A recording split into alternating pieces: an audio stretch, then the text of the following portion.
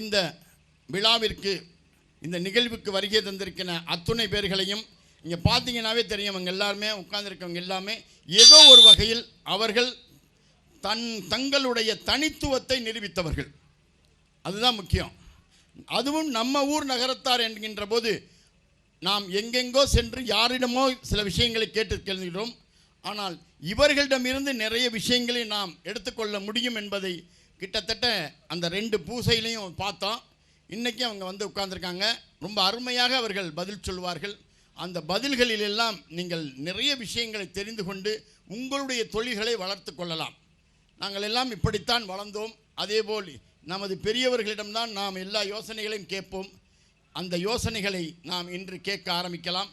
இந்த நிகழ்ச்சிக்கு வருகை தந்திருக்கின்ற அத்துணை பேரையும் வருக வருக என்று விழாக்குழுவின் சார்பில் வரவேற்று நிகழ்ச்சியை துவக்குவதில் பெருமை அடைகின்றேன். சீனிவாசன் ஒரு வார்த்தைகள் இப்பொழுது முன்னிலை வைக்கின்ற நமது சீனிவாசன் அவர்கள் ஓரிரு வார்த்தைகள் சொல்லுவார்கள். இங்கு கூடியிருக்கும் நமது குளிவிரை நகரத்தார் அனைவருக்கும் வணக்கம். இந்த தொழில் முனைவர் நிகழ்ச்சியில் நான் கடந்த இதில் பார்த்த பொழுது சிலருக்கு நல்ல வழிகாட்டியாக இருந்தது. அதுவும் பெரியவர்கள் சொல்லுவதை விட இப்பொழுது தொழில் செய்து கொண்டிருக்கும் இளைய சமூகத்தினர் சொல்லும் பொழுது உங்களுக்கு இன்னும் ஆர்வமாக இருக்கும். அது நல்லபடியாக எல்லாம் வல்ல நமது அருள்மிகு மீனாட்சி சுந்தரேஸ்வரி வணங்கி அருள் பெற கேட்டுக்கொள்கிறேன். வணக்கம்.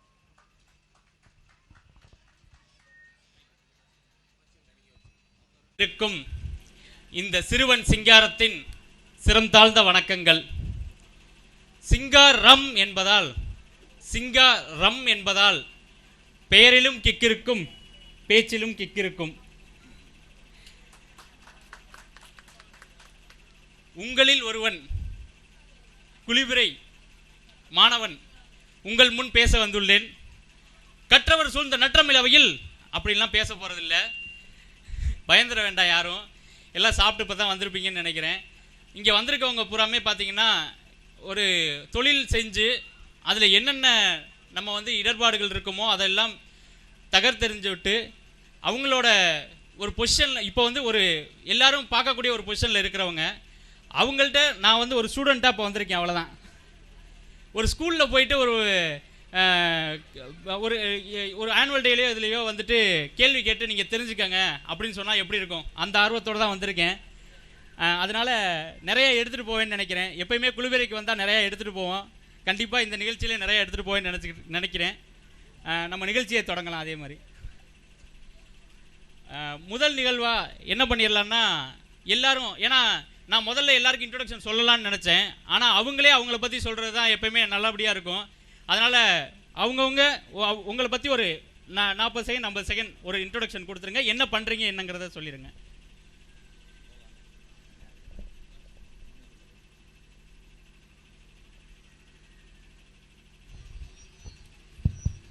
அனைவருக்கும் வணக்கம். என் பெயர் வந்து அண்ணாமலை ராமநாதன். எங்கள் அப்பா பேர் வந்து அண்ணாமலை செட்டியார், அம்மா பேர் வந்து வசந்தாலாட்சி. எங்கள் அப்பா வந்து ஒரு ஹெட் மாஸ்டராக இருந்தாங்க. ஐசிஐசி பேங்க் ஓல்டு ஸ்ட்ரீட்டில் வந்து எங்கள் வீடு. நான் இப்போ வந்து சிங்கப்பூரில் வந்து பிஸ்னஸ் பண்ணிக்கிட்டு இருக்கேன். ஒரு 3 பிஸ்னஸ் வந்து மேரின் இண்டஸ்ட்ரினால் ஷிப்பை வந்து ரிப்பேர் பண்ணுற ஒர்க்கு. இது வரைக்கும் நகரத்தார் செய்யாத தொழில் ஷிப்பை வந்து ரிப்பேர் பண்ணுறது. ஏன்னா காம்படிட்டர் இல்லாத தொழில். ஏன்னா இங்கேனா ஒரு ஏபிசி ஷாப்பிங் சென்டர்னு வச்சேன்னா இன்னொருத்தர் பிசிசி ஷாப்பிங் சென்டர்னு வச்சுருவான். ஆனால் அங்கே வந்து இந்த ஷிப் ரிப்பேரிங் வந்து ஈஸியாக ஸ்டார்ட் பண்ண முடியாது. அதனால் அந்த ஜாப் வந்து சூஸ் பண்ணி அந்த பிஸ்னஸ் வந்து நான் ஸ்டார்ட் பண்ணிகிட்ருக்கேன். ஆல்டர்னேட்டிவாக வந்து ஆன்ஸ்ரே ஃபேஷன்ஸ்னு சொல்லிட்டு தாய்லாந்து, இந்தோனேஷியா, இந்தியா அதுலேருந்து கார்மெண்ட்ஸ்லாம் இம்போர்ட் பண்ணி சிங்கப்பூர்லேருந்து ராபின்சன் அந்த மாதிரி பெரிய ஷாப்பிங் சென்டரில் பண்ணிகிட்ருக்கேன். ஆல்டர்னேட்டிவாக ஒரு பிஸ்னஸ் பண்ணிகிட்ருக்கேன். டோட்டல் 4 கம்பெனி இருக்குது. 4 கம்பெனியில் 150 NTS ஒர்க்கர்ஸ், ஃபாரின் ஒர்க்கர்ஸு இந்தியாவிலேருந்து தான், நம்ம சமூகத்துலேருந்தும் குளிபுரையிலேருந்தும் நிறைய ஃபேமிலிஸை வாழ வச்சுக்கிட்டு இருக்கேன். நிறைய பேருக்கு வந்து விளக்கேற்றி வைக்கணுங்கிறது என்னுடைய இது. அதனால் குளிபுரை சார்ந்த ஊர்கள்லேருந்தும் நிறைய நண்பர்கள் வந்து வேலை செய்கிறாங்க. லோக்கல்லேருந்து ஒரு 34 லோக்கல் எம்ப்ளாயிஸ் இருக்காங்க. டோட்டல் 184 எம்ப்ளாயிஸ் வந்து என்னுடைய கம்பெனியில் வந்து இப்போ நடந்துகிட்டு இருக்கு. என்னுடைய கம்பெனிஸ் நேம்ஸ் வந்து high point marine services private limited, power point marine services private limited, high power marine service private limited. நீங்கள் எல்லாத்துலேயும் பார்த்தீங்கன்னாவே ஹையும் இருக்கும் பவரும் இருக்கும். ஸோ ஹையாகவும் இருக்கும் பவராகவும் இருக்கும். ஸோ எல்லாத்துலேயுமே நான் வந்து ஜாயின் பண்ணி தான் வச்சுருப்பேன். அதே மாதிரி தான் இதுதான் என்னுடைய இன்ட்ரொடக்ஷன். அடுத்த கொஸ்டின் எதாக இருந்தால் நல்லா கேளுங்க. நிறைய வந்து இந்த டாபிக் வந்து வெரி இம்பார்ட்டன்ட்டு. இந்த மாதிரி ஒரு மோட்டிவேஷனாக பண்ணுறது வந்து நிறைய பேரை நம்ம குளிபுரையிலேருந்து பிஸ்னஸ் மேனாக உருவாக்கணுங்கிறது தான் என்னுடைய இன்ட்ரெஸ்ட்டும். அதனால் வந்து பிஸ்னஸ்ங்கிறது ஏன்னா இப்போ டைம் ரொம்ப ஷார்ட்டாக இருக்குது, 40 செகண்ட் தான் கொடுத்துருக்காங்க. இல்லை ஒன்றும் இல்லை, நான் அதுக்கப்புறம் வச்சிருக்க கேள்வி அப்புறம் நீங்கள் பதில் சொல்லிட்டீங்கன்னா அதுக்கப்புறம் என்கிட்ட கேள்வி இல்லை. Okay okay okay okay okay thank you thank you thank you. Okay, எல்லாருக்கும் வணக்கம். என்னோடய பேர் வந்து திருப்பதி. அப்பா வந்து சோமசுந்தரம், நம்ம குளிபுரை ஸ்கூல் ஹெட் மாஸ்டர். ஸோ அவங்களோட 2வது பையனா. நான் வந்து பெங்களூரில் இருக்கேன். நான் வந்து அசெட்ஸ் ப்ராப்பர்ட்டி குரூப் அப்படிங்கிற ஒரு ரியல் எஸ்டேட் கம்பெனியில் டைரக்டராக இருக்கேன். எங்களோட கம்பெனி வந்து மேபி நான் வந்து I'm not a owner of the business, but I'm leading the business.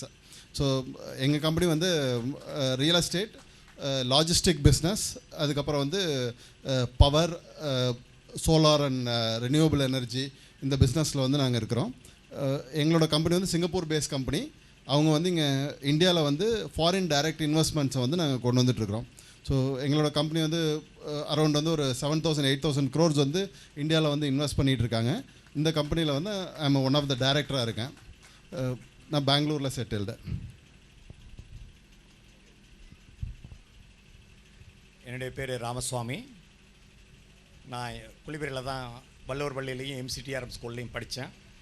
அதுக்கப்புறம் படித்ததுக்கப்புறம் ஏதாவது ஒரு பிஸ்னஸ் இல்லை ஏதாவது ஒரு வேலைக்கு படிக்கணும் அப்படிங்கிற ஒரு எண்ணத்தில் அப்பா ஹெட்மாஸ்டரை போய் பார்த்தேன். அவர் சொன்னார், நம்ம ஊரில் நிறைய பேர் டெக்ஸ்டைல் படிச்சுட்டு நல்லா இருக்காங்க, நீனும் படிப்பா அப்படின்னாரு. அதே சமயத்தில் எங்கள் அப்பாவும் அவர் கொஞ்சம் நியூமராலஜி பார்க்குறாள், நல்லா நீ டெக்ஸ்டைல் படித்தா நல்லா இருப்பேன்னு சொன்னார்.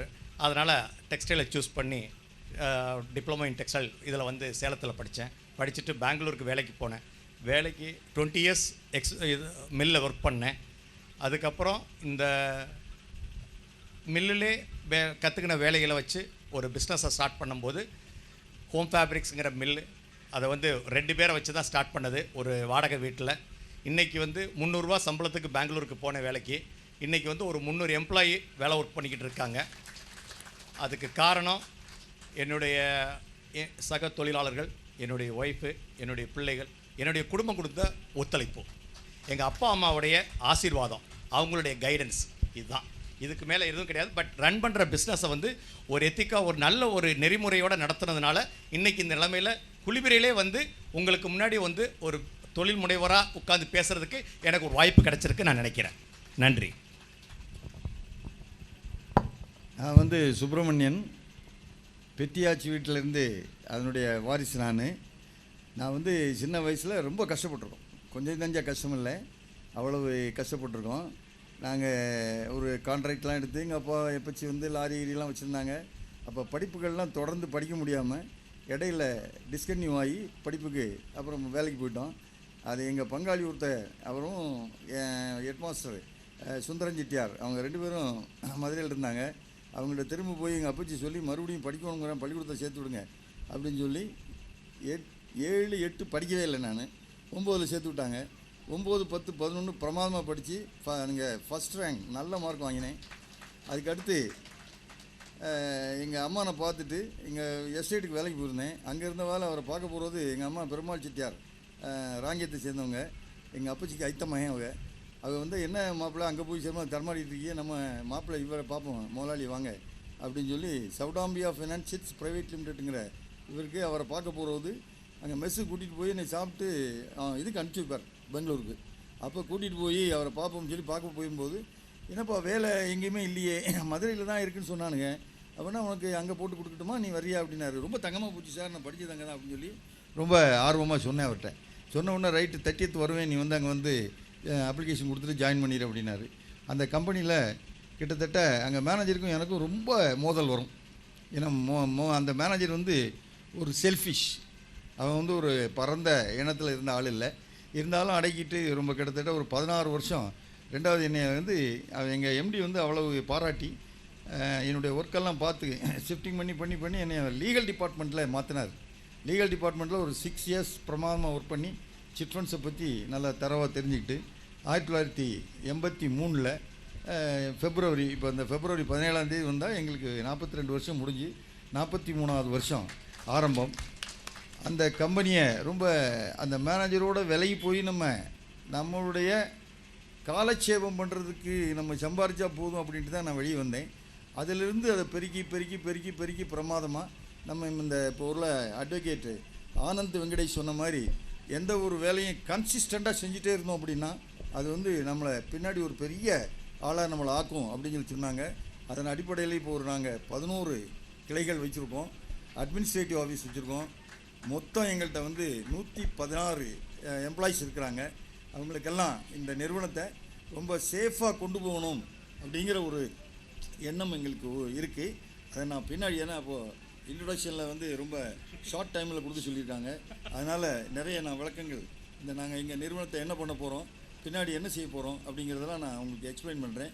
அதோட திண்டுக்கல் நகரத்தாருக்கு ரொம்ப மகிழ்ச்சி. ஏன்னா நான் ரொம்ப இந்த போன நிகழ்ச்சியை ரொம்ப நல்லா ரசித்தேன். ரொம்ப அற்புதமாக இருந்தது. ஏன்னா ஒரு தொழிலதிபர் முனைவோருக்கு வந்து ஒரு ஆனந்தம் ரொம்ப முக்கியம். ஆனந்தமாக இருக்கணும், அதான் முக்கியமே தவிர கவலைப்பட்டே இருக்கக்கூடாது. அந்த நிகழ்ச்சியை வந்து திண்டுக்கல் நகரத்தார் பிரமாதமாக செஞ்சாங்க, ரொம்ப பாராட்டணும் அப்படின்ட்டு என்னுடைய முகவுரையை முடித்துக் கொள்கிறேன். நன்றி.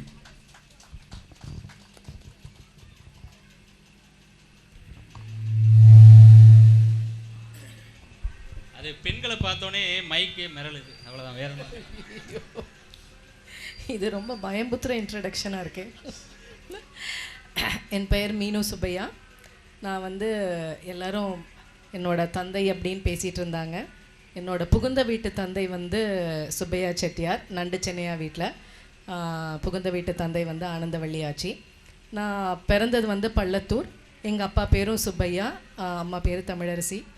நான் வந்து ஒரு ரொம்ப சின்ன வயசில், அதாவது ஒரு 8-9 வயசு இருக்கிறதுலேருந்தே ஒரு நகை வடிவமைப்பதில் ரொம்ப ஆர்வமாக இருந்திருக்கேன் அப்படின்னு சொல்லுவாங்க அம்மா அப்பா. பட் அதில் எனக்கு ரொம்ப இன்ட்ரெஸ்ட் இருந்தது. 19 வயசில் நான் யூஎஸ் போய் டைமண்ட்ஸ் கிராஜுவேஷன், அதாவது அந்த காலகட்டங்களில் பெண்கள், அதாவது அப்பா வந்து ரொம்ப ஒரு ஃபார்வர்ட் திங்கிங் ஆனவங்க. அதனால் வந்து பையனை தான் ஜென்ரலாக நம்ம ஒரு பிஸ்னஸில் வந்து எல்லாருமே ஒரு அடுத்து நம்மளோட வாரிசு யாருன்னா பையனை தான் நினைப்போம். எங்கள் அப்பா வந்து எந்த காலத்துலேயுமே ரொம்ப ஒரு முற்போக்கவாதியாக இருந்ததுனால என்னை படிக்க வச்சு நானும் அப்பாவும் இந்த ஒரு 19 வயசில் டைமண்ட் ஜுவல்லரியை டோட்டலாக சவுத் இந்தியாவிலே ஒரு ஃபஸ்ட்டு விமனாக படிச்சுட்டு வந்து இந்த பிஸ்னஸை ப்ரொஃபஷ்னலாக ஸ்டார்ட் பண்ணோம். இது பல புதம் எங்கள் ஐயாவெல்லாம் வந்து இந்த பர்மாவில் இதெல்லாம் ட்ரேட் பண்ணுவாங்க, இந்த இப்படித்தான் வைரம் பார்க்கணுன்னு எல்லாம் சொல்லி கொடுப்பாங்க. பட் அதில் எனக்கு ரொம்ப ஈடுபாடு இல்லை. பண்ணுறது எதுவாக இருந்தாலும் அது ஒரு ப்ரொஃபஷ்னலாக படிச்சுட்டு பண்ணணும் அப்படிங்கிறதுனால நான் போய் படிச்சுட்டு வந்து 19 வயதில் இந்த தொழிலை தொடங்கினோம். நாங்கள் ஒரு ஸ்டார்ட் பண்ணும்போது ஒரு 2 ஆசாரியை வச்சு ஸ்டார்ட் பண்ணோம். அதுக்கப்புறம் மற்றவைகள் வந்து ப்ராபப்ளி கேள்விகளில் சொல்லுவோம். Thank you madam. வானமே எல்லையா, அதற்கு மேலும் செல்லலாம். வளர்த்தி உந்தன் அருள் இருந்தால் எங்கும் எதிலும் எல்லலாம். தானம் என்பது என்னென்று கேட்காதே கொடுத்தலாம். தன்னையின்று அறிய வைத்து மேன்மை செய்த வளர்த்தி நாமம் வாழ்க வாழ்க. இந்த விநாயகருடைய அருளாலும் நினைத்ததை நடத்தி தரும் பள்ளியாண்டுடைய அருளாலும் நினைக்காதே நடத்தி தரும் மீனாட்சி சுந்தரேஸ்வரர் அருளாலும் உள்ளூரில் குளிபெரியில் மேடையில் எங்களுக்கு அமர கொடுத்த கோடீஸ்வர அண்ணன் அழகப்பண்ணன் முதற்கொண்ட குரூப் அனைவருக்கும் நன்றி சொல்லி இந்த பொன்னான வாய்ப்பிற்கு நன்றி சொல்லி வணங்கி மகிழ்கிறேன். இளையத்தாக்குடி கழனி வாசல் நாங்கள் மலத்தியம்மன் கோயில் சாமி போடுறவங்க. அதாவது அரசமலையா வீடு. அப்புறம் எங்கள் அப்பா கோழியை மாற்றி பிடிச்சி வச்சு, அதனால் கோழி பிடிக்க விடும்பாங்க. கல்யாணத்தை பார்க்கும்போது வாங்க சின்ன கோழி பெரிய கோழிம்பாங்க. அதை ஒரு பெருமையாக சொல்லிக்கிறாங்க. கோழி பிடிக்கிட்ட சேர்ந்த பழனியப்பன். அப்பா பேர் ராஜாமணியாச்சி சுப்பிரமணியன். அப்பா பேர் திருச்சி ஸ்ரீ வளர்த்தி சிட் ஃபண்ட்ஸ் பிரைவேட் லிமிடெட் அப்படிங்கிறத 19 வருஷமாக நடத்திக்கிட்டு இருக்கோம். பொதுமக்கள்கிட்ட டெபாசிட் வாங்காமல் அரசாங்க முறைப்படி ஆண்டவருடைய அனுகிரகத்தில் மிகவும் சிறப்பான முறையில் வளர்த்தி அப்படின்னால வளர்ச்சி அப்படிங்கிற பேர் எடுத்து சிறப்பான முறையில் நடத்திக்கிட்டு இருக்கோம். மிக்க நன்றி. எல்லாருக்குமே ஒரு அருமையான கைத்தட்டலை கொடுத்துடலாம். ஏன்னா என்னோட வேலையை ஈஸியாக்கிட்டாங்க. அடுத்த கேள்வி வந்துட்டு இந்த ரவுண்டுக்கு என்ன பேர் வச்சுருக்கேன்னா இது இல்லைன்னா எது, அதாவது இது இல்லைன்னா எது, எல்லாருமே அதுக்கு பதில் சொல்லணும். இந்த தொழில் இல்லைன்னா எதோ பண்ணியிருப்பேன், ஏன்னா ஆர்வமாக இருக்குது தெரிஞ்சுக்கிறதுக்கு. முதல்ல அங்கிட்டிருந்து வந்ததுனால முதல்ல இங்கிட்டிருந்து பார்ப்போம். அதாவது நான் diploma in leather technology Coimbatore முடிச்சுட்டு லெதருக்கு வேண்டிய கெமிக்கல்ஸை கேன்வாசிங் பண்ணிட்டு இருந்தேன். அப்புறம் சிட் ஃபண்டு அந்த கேன்வாசிங். ஸோ நம்மளுடைய அமைப்பு வந்து கேன்வாசிங் அப்படிங்கிற ஆண்டவன் நிர்வகிச்சார் அப்படிங்கிறத. அதே மாதிரி இங்கே நான் நம்ம முக்கியமாக சொல்லிக்க விரும்புவது என்னென்னா, நம்ம ஸ்கூல் பீப்புள், அதாவது 12வது ஃபஸ்ட்டு வந்துச்சு மேட்டுப்பள்ளிக்கூடத்தில். ஐயா சோமாதேர் ஐயா தான் ஹெட் மாஸ்டர் அவங்க. அப்போ நம்ம தமிழ் ஐயா நம்ம பனையப்பட்டி பக்கத்தில் பனையூரை சேர்ந்தவங்க. ஒரு நாள் மதியம் கருப்பையான ஃப்ரெண்ட் அடைக்கலவன்லாம் இருக்காங்க, அங்கே ஒன்றா படித்தாங்கலாம். சோமாதேர் அவங்களுடைய மகளோட பேர் அவர், நாங்களும் ஒன்றா படித்தவங்கலாம். அவங்க திருப்பதியோடைய ஆட்சி பையன் அவங்க கருப்பையான்னு இருப்பாங்க. நம்ம அவர் கூப்பிட்டு இருந்தாங்க, மதியம் வாங்க இது பள்ளி பண்ணோம்னு போனோம். என்னன்னா இந்த ஸ்கூல் லீடராக இருக்கணும், நீங்கள் இந்த தமிழ் வாசிக்கணும், அந்த இதெல்லாம் சொல்லணும் அப்படின்னாங்க. என்னங்க எப்படி என்னென்னு அப்புறம் இல்லை நீங்கள் இருக்கணும்னு சொல்லி. ஸோ பகவானுடைய அனுகிரகத்தில் முதல்ல நம்ம ஸ்கூல் பீப்புள் லீடராக 11-12 ஃபஸ்ட்டு செட்டுறாங்க இங்கே இருந்து சிறப்பாக பண்ணி. அப்போவே அது கேன்வாசிங் மாதிரி ஆரம்பித்து கொடுத்துருச்சு நம்மளுடைய பகவானுடைய அனுகிரகத்தில். ஸோ கெமிக்கல் கேன்வாசிங் இருந்து சிட் கேன்வாசிங் போய் பண்ணிகிட்டு இருக்கோம். இது இல்லைனாலும் நம்மளுடைய கேன்வாசிங் சம்மந்தப்பட்ட அந்த தொழில் தான் பண்ணியிருப்போம் அப்படிங்கிறது என்னோட கருத்து.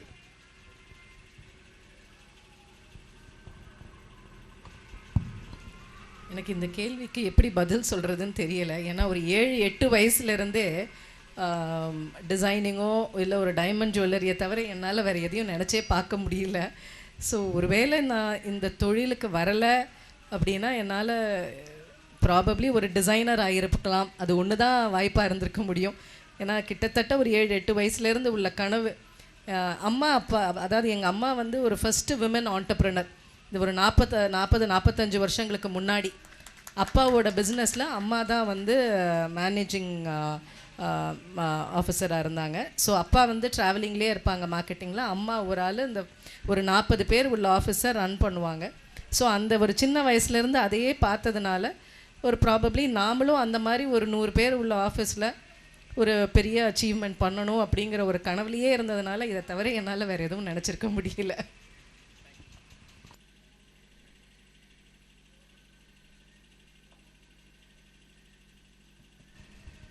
நான் வந்து இந்த தொழில் செய்யலைன்னா எந்த தொழில் செஞ்சுருப்போம் அப்படின்னு சொன்னால், நான் புத்தக கடையில் வேலை பார்த்தேன், எகின் பாதம்ஸுங்கிற இதில். அந்த முறையில் மதுரையிலலாம் ஒரு நியூஸ் ஏஜென்சி எடுத்து, ஒரு பெரிய மதுரையில் ஒரு சிட்டி நியூஸ் ஏஜென்சி அப்படின்னு சொல்லி ஒருத்தர் வச்சுருந்தார். அவர்கிட்ட போய் எல்லா விவரங்களும் கேட்டு எல்லா பத்திரிகைகளுக்குமே ஏஜென்சி எடுத்து, ஏன்னா மலேசியா சிங்கப்பூரில் நம்ம ஊர் பள்ளிக்கூடத்தாச்சி வகைரா வந்து பெரிய சுதர்சன் இதோன்னு சொல்லி ஒரு நியூஸ் ஏஜென்சி சிங்கப்பூரில் அந்த காலத்தில் பிரமாதமாக பண்ணாங்களாம். அவங்க அற்புதமாக ஒரு ஆந்திராக்காரன் அந்த பேப்பருக்கு தகராறு வந்து அந்த இதை வந்து திருப்பி இவங்கள்ட்ட நைட்டை ஒப்படைச்சிட்டு வந்தாங்களாம். அந்த ரீடர்ஸ் டைஜஸ்ட்டு, அந்த பத்திரிகை அது இதெல்லாம் அவங்க வாங்கி ரொம்ப சிறப்பான ஏஜென்சி அங்கே நடத்திக்கிட்டு இருந்தாங்க. அது மாதிரி ஒரு பெரிய நியூஸ் ஏஜென்சியாக மதுரையில் வந்திருப்பேன். பட் இங்கே நான் டைவர்ட் ஆகி வந்ததுனால இந்த தொழிலை வந்து கண்ணும் கருத்துமாக பார்த்து சிறப்பாக வளர்த்துட்ருக்கேன்.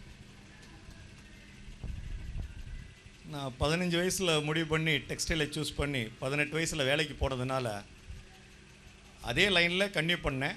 அது ஒவ்வொரு வருஷமும் படிப்படியாக முன்னேறிக்கிட்டு வந்ததுனால வேறு எதை பற்றியும் யோசனை பண்ணலை. அதனால் நான் வேறு பிஸ்னஸை பற்றி யோசனை பண்ணல, வேறு எதையும் டைவெர்ட் பண்ணவும், மைண்டை டைவெர்ட் பண்ணவுக்கு நான் விரும்பலை. அதிலே கான்சன்ட்ரேட் பண்ணி ஒவ்வொரு ஏரியாவாக நான் கற்றுக்கினதுனால எல்லா ஏரியாவிலையும் ப்ரொடக்ஷனில் இருந்து மேனேஜ்மெண்ட்டு, டிசைனிங், மார்க்கெட்டிங், சேல்ஸ் எல்லாத்தையும் கவர் பண்ணி ஒரே இதில் போனதுனால, ஒரே இதில் கான்சன்ட்ரேட் பண்ணதுனால வேறு தொழிலை பற்றியும் வேறு டைரக்ஷனை பற்றியும் நான் நிச்சயமாக நினைக்கல. அதனால் நான் இந்த பதிலுக்கு இதோட தான் சொல்ல முடியும் என்னால். Right, thank you. ஏன்னா நான் வந்து சிவில் இன்ஜினியரிங் பண்ணிவிட்டு சிவில் இன்ஜினியரிங் லைனில் போயிட்டதுனால வந்து மேபி அண்ணன் சொன்ன மாதிரி தான் வந்து மேபி ஐம் ஆல்சோ பீன் அதே லைனை தான் நான் சூஸ் பண்ணியிருப்பேன். மேபி நான் இப்போ வந்து நான் வந்து ஒரு கம்பெனியில் வந்து ஒரு டைரக்டராக ஒர்க் பண்ணிகிட்ருக்கேன். பட் எனக்கு ஆல் த டைம் வந்து எனக்கு என்னென்னா வந்து நான் ஒரு என்டர்ப்ரனர் ஆகணுங்கிறது தான் என்னோடய ஆரம்பத்துலேருந்து ஒரு கனவு. மேபி அன்னைக்கு வந்து எங்களுக்கு வந்து வாய்ப்புகள் அமையலை. அதனால் வந்து மேபி இப்போ நம்மளோட கனவை வந்து நம்ம பிள்ளைங்களுக்கு அனுப்பணுங்கிறது தான் என்னோடய மெயின் மோட்டிவ். ஸோ அதனால் வந்து என் பையனையோ என் பொண்ணையோ வந்து ஆல் த டைம் நான் சொல்கிறது வந்து யூ கோ அஸ் என்டர்ப்ரனர் தான் நான் சொல்லிகிட்ருக்கேன். அதனால் வந்து மேபி நான் இப்படி இருக்க லைனில் இல்லைன்னா மேபி கான்ட்ராக்டராக இருப்பேன். கான்ட்ராக்டர் வந்து ஊர் பக்கமே ஏதாவது கன்ஸ்ட்ரக்ஷன்ஸ்லாம் பண்ணிகிட்டு இருந்திருப்பேன்னு நினைக்கிறேன். That is the answer. நான் வந்து படிப்பு வந்து எனக்கு ரொம்ப அவ்வளோ வரல. அதனால் இருந்தாலும் பொண்ணு படித்தா தான் பொண்ணு கொடுப்பாங்கன்னு தெரியும் நம்ம செட்டியார் சமூகத்தில். அதனால் ஏதோ மெட்ராஸ் பிரசிடென்சியில் ஒரு பிஏ முடித்து ஒரு எம்ஏ எக்கனாமிக்ஸ் முடித்தோன்னே அங்கே அந்த ஃப்ரெண்ட் சர்க்கிள் எல்லாமே லா காலேஜ் தான். ஏன்னா இந்த சிங்கப்பூர் போகாமல் இருந்திருந்தேன்னா லா காலேஜ் படிச்சிருப்பேன், இல்லை ஒரு லாயர் ஆகிருப்பேன். இதான் என்னுடைய இதாக இருந்திருக்கும். ஆனால் என்னுடைய குடும்ப சூழ்நிலை காரணமாக எங்கள் அப்பா சொன்னா, நீ இங்கே இருந்தாலும் சரியாக வர மாட்டேன், உனக்கு 5 அக்கா தங்கச்சி இருக்குது, நீ அங்கே போனால் தான் அக்கா தங்கச்சிலாம் கல்யாணம் பண்ணி கொடுக்க முடியும், அதனால் நீ அங்கே போயிடு அப்படின்னாங்க. அதனால் அங்கே போனேன், அங்கே அந்த பிஸ்னஸை ஸ்டார்ட் பண்ணேன், வேலைக்கு சேர்ந்து பிஸ்னஸ் ஸ்டார்ட் பண்ணிட்டேன். இல்லை, மெயினாக இந்த கேள்வி எதுக்கு கேட்டேன்னா, இப்போ இவங்க எல்லாருமே பிஸ்னஸ் பண்ணிகிட்டு இருக்காங்க, அவங்க எல்லாருமே ஒரு பிளான் பி வச்சுருந்துருக்காங்க. இப்போ அதை தான் சொல்கிறதுக்காக இந்த கேள்வியை கேட்டேன். எப்படியா இருந்தாலும் நான் ஆண்டர்ப்ரனர் ஆயிடுவேன் அப்படிங்கிறதான் எல்லாரோட பதிலாகவும் இருந்துச்சு. அது வந்து இப்போ வர ஜென்ரேஷன் அதை ஏற்றுக்கணும். ஏன்னா நம்ம அடுத்து வேலைக்கு போயிடுவோமா அப்படிங்கிற எண்ணம் இல்லாமல் பிளான் பியுமே பார்த்திங்கன்னா எல்லாருக்குமே ஆண்டர்ப்ரனர் ஆகணும் அப்படிங்கிறது தான் இருந்துச்சு. அதனால் அதை கொஞ்சம் எல்லாருமே மனசில் வச்சுக்கணும்னு நினைக்கிறேன். சரி, கொஞ்சம் இதுவாகவே தியரியாகவே போயிட்டனால கொஞ்சம் ஃபோட்டோ செஷன் போகலாம் அப்படின்னு நினச்சேன். எல்லாருக்கும் ஒரு ஃபோட்டோ வச்சுருக்கேன். ஒரு பிரபலமான நம்பர் தான். அவங்கள பற்றின உங்களோட கருத்து இல்லை இம்ப்ரூவ்மெண்ட் எதுவும் இருந்தாலும் சொல்லலாம்.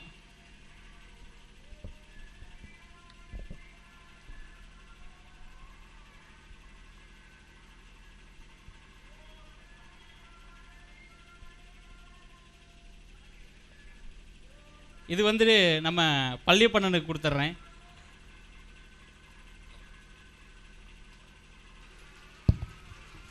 ஐயா வந்து உட்காந்துலாம் பேசக்கூடிய அளவுக்கு ஏபிஜே அப்துல் கலாம் ஐயா கிடையாது. ஸோ எனக்கு அது கொடுத்த இப்போ பெருமையாகவும் இருக்குது. அதாவது அவருடைய எண்ணங்கள் வளர்ச்சி வானத்தை தொட்டுச்சு, வாழ்க்கை பூமியை தொட்டு ரொம்ப எளிமையாக அவருடைய புத்தகங்கள் காந்தியினுடைய சுயசரிதெல்லாம் நான் படிச்சிருக்கேன்.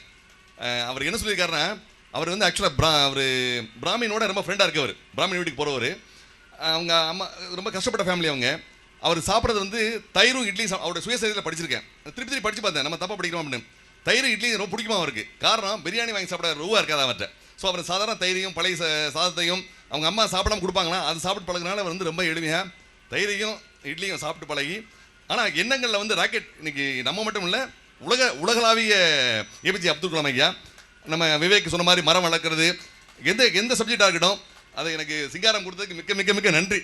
ஏன்னா அருமையான ஒரு ஐயாவை கொடுத்து முதல்ல அதுவும் எல்லாருக்கும் அறிமுகப்படுத்துறதுக்கு மிக்க நன்றி. அவங்கள பார்த்தா இன்னும் மேலும், அதான் வானமே இல்லையா அதற்கு மேலும் மலரலாம், வளர்த்தி குந்தல் அதில் இருந்தால் எங்கும் எதிலும் மெல்லலாம், அதுதான் அவர்கிட்ட சொல்லலாம். வளர்ந்துட்டே இருக்கலாம், நமக்கு வானம் எல்லாம் கிடையாது, வளர்ந்துட்டே இருக்கலாம் நம்ம அப்படிங்கிற சொல்லி நிறைவு பண்ணுறேன். நன்றி அண்ணே. அடுத்த ஃபோட்டோ இது வந்து ராமசாமி எனக்கு கொடுக்கலான்னு பார்க்குறேன். இதை பி சிதம்பரம் அண்ணா ஒரு நல்ல ஃபினான்ஸ் மினிஸ்டராக காங்கிரஸ் பார்ட்டியிலேருந்து வந்தார். ஃபினான்ஸ் மினிஸ்டராக இருந்து அவருடைய ஃபாரெக்ஸ் பாலிசியோ இல்லை டேக்ஸ் பாலிசியோ ரொம்ப நல்ல பாலிசியெல்லாம் கொண்டு வந்தார். ஆனால் அவருடைய சூழ்நிலைகள் காரணமோ என்னமோ தெரியலை, அது எல்லாத்தையும் எக்ஸிக்யூட் பண்ண முடியலை. ஆனால் இப்போ உள்ள அரசாங்கம் அவருடைய பாலிசி, அவருடைய ஐடியாக்களை இன்றைக்கி வந்து நிறைவேற்றி வந்து அதில் சக்ஸஸ்ஃபுல்லாக இருக்காங்க. இன்னொன்று, அவர் நம்ம தொகுதியில் எம்பியாக இருந்தவர் பலமுறை. அவர் நினச்சிருந்தா நிறைய பண்ணியிருக்கலாம். ஆனால் அவருடைய சிச்சுவேஷன் சூழ்நிலைகள் எப்படி இருந்திருக்குன்னு தெரியலை, அதனால் கூட அவரால் செய்ய முடியாமல் இருந்திருக்கலாம் அப்படிங்கிற ஒரு சின்ன வருத்தம், அவ்வளோதான், வேற ஒன்றும் இல்லை. Right, thank you. அடுத்த போட்டு இது வந்து இருக்கிறதுலே பெரியவருக்கு தான் கொடுக்க முடியும், அதனால் ஐயாவுக்கு கொடுத்துடலான்னு நினைக்கிறேன். இது எதுவும் நான் பண்ணலை, கம்பெனி பண்ணது. எனக்கு ரொம்ப பிடித்தவர் கலைஞர். ரொம்ப சாதாரண விஷயம் இல்லை. அவர் வந்து கட்சியில் வந்து கட்சி இப்போ இருக்கிற நடைமுறை அது இதெல்லாம் கூட நம்ம விட்டுறலாம். ரொம்ப ரொம்ப உயர்ந்த மனிதர். எப்போவுமே தொழில் முனைவோருக்கு வந்து மன அமைதியும் ஒரு சந்தோஷமும் ரொம்ப வேணும், ரொம்ப கண்டிப்பாக முக்கியம். இப்போ நாங்கள் காலைல மார்னிங் பார்க்குக்கு வாக்கிங் போகிறோம். அப்போ இங்கே நாங்கள் ஒரு 10 பேர் கொஞ்சம் ஏஜ்டு பீப்புள் எல்லாம் உட்காந்து நல்லா டிஸ்கஸ் பண்ணி நல்லா ஜாலியாக சந்தோஷமாக நல்லா என்ஜாய் பண்ணிட்டு வருவோம்.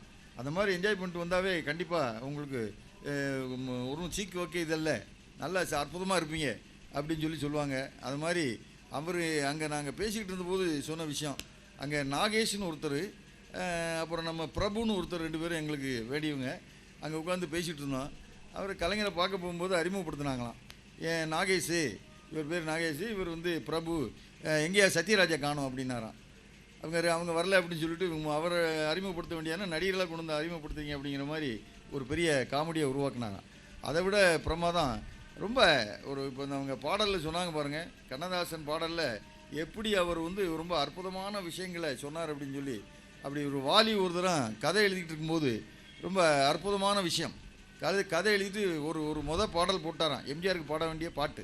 அந்த பாட்டில் வந்து ரொம்ப பிரமாதமாக சொல்லி பாட்டை போட்டிருக்காரு. அடுத்த வரி வரவே இல்லையா. நான் அளவோடு ரசிப்பவன் அப்படின்னு வாலி வரியே எழுதிட்டார். அடுத்த வரி எழுதுறதுக்கு அவரால் முடியல. ரொம்ப சிந்திச்சுட்டே இருந்திருக்காரு. என்னையா வாலி இப்படி என்னையா பண்ணிகிட்ருக்காரு அப்படின்னாராம். இந்த மாதிரி பாட்டுக்கு அடுத்த வரி வரமாட்டேங்குது, நான் எதையும் அளவின்றி கொடுப்பேன்னு எழுதியா அப்படின்னாராம். அளவின்றி கொடுப்பேன்னு எழுதினோடனே அந்த பாட்டு வரி வந்துருச்சான். பிரமாதமாக எழுதி அந்த பாட்டை சொல்லும்போது அற்புதமாக எம்ஜிஆர் கட்டி பிடிச்சாராம். ஐயோ என்னையை கட்டி பிடிக்காதையா, கலைஞர் சொன்ன வார்த்தையாது.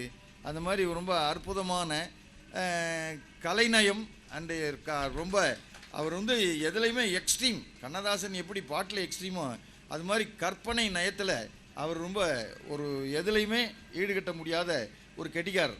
அப்போ எல்லா இடத்துலையுமே காமெடியும் கொண்டு வருவார். அப்போ சொன்னாராம், என்ன கலைஞர் இவ்வளோ நேரம் லேட்டாக வந்துட்டுருக்கீங்க அப்படின்னாராம். காலையில் நான் மீட்டிங் போனேன், இப்போ ஷூட்டிங் வந்திருக்கேன், இனிமேல் தான் ஈட்டிங் போவேன் அப்படின்னாராம்.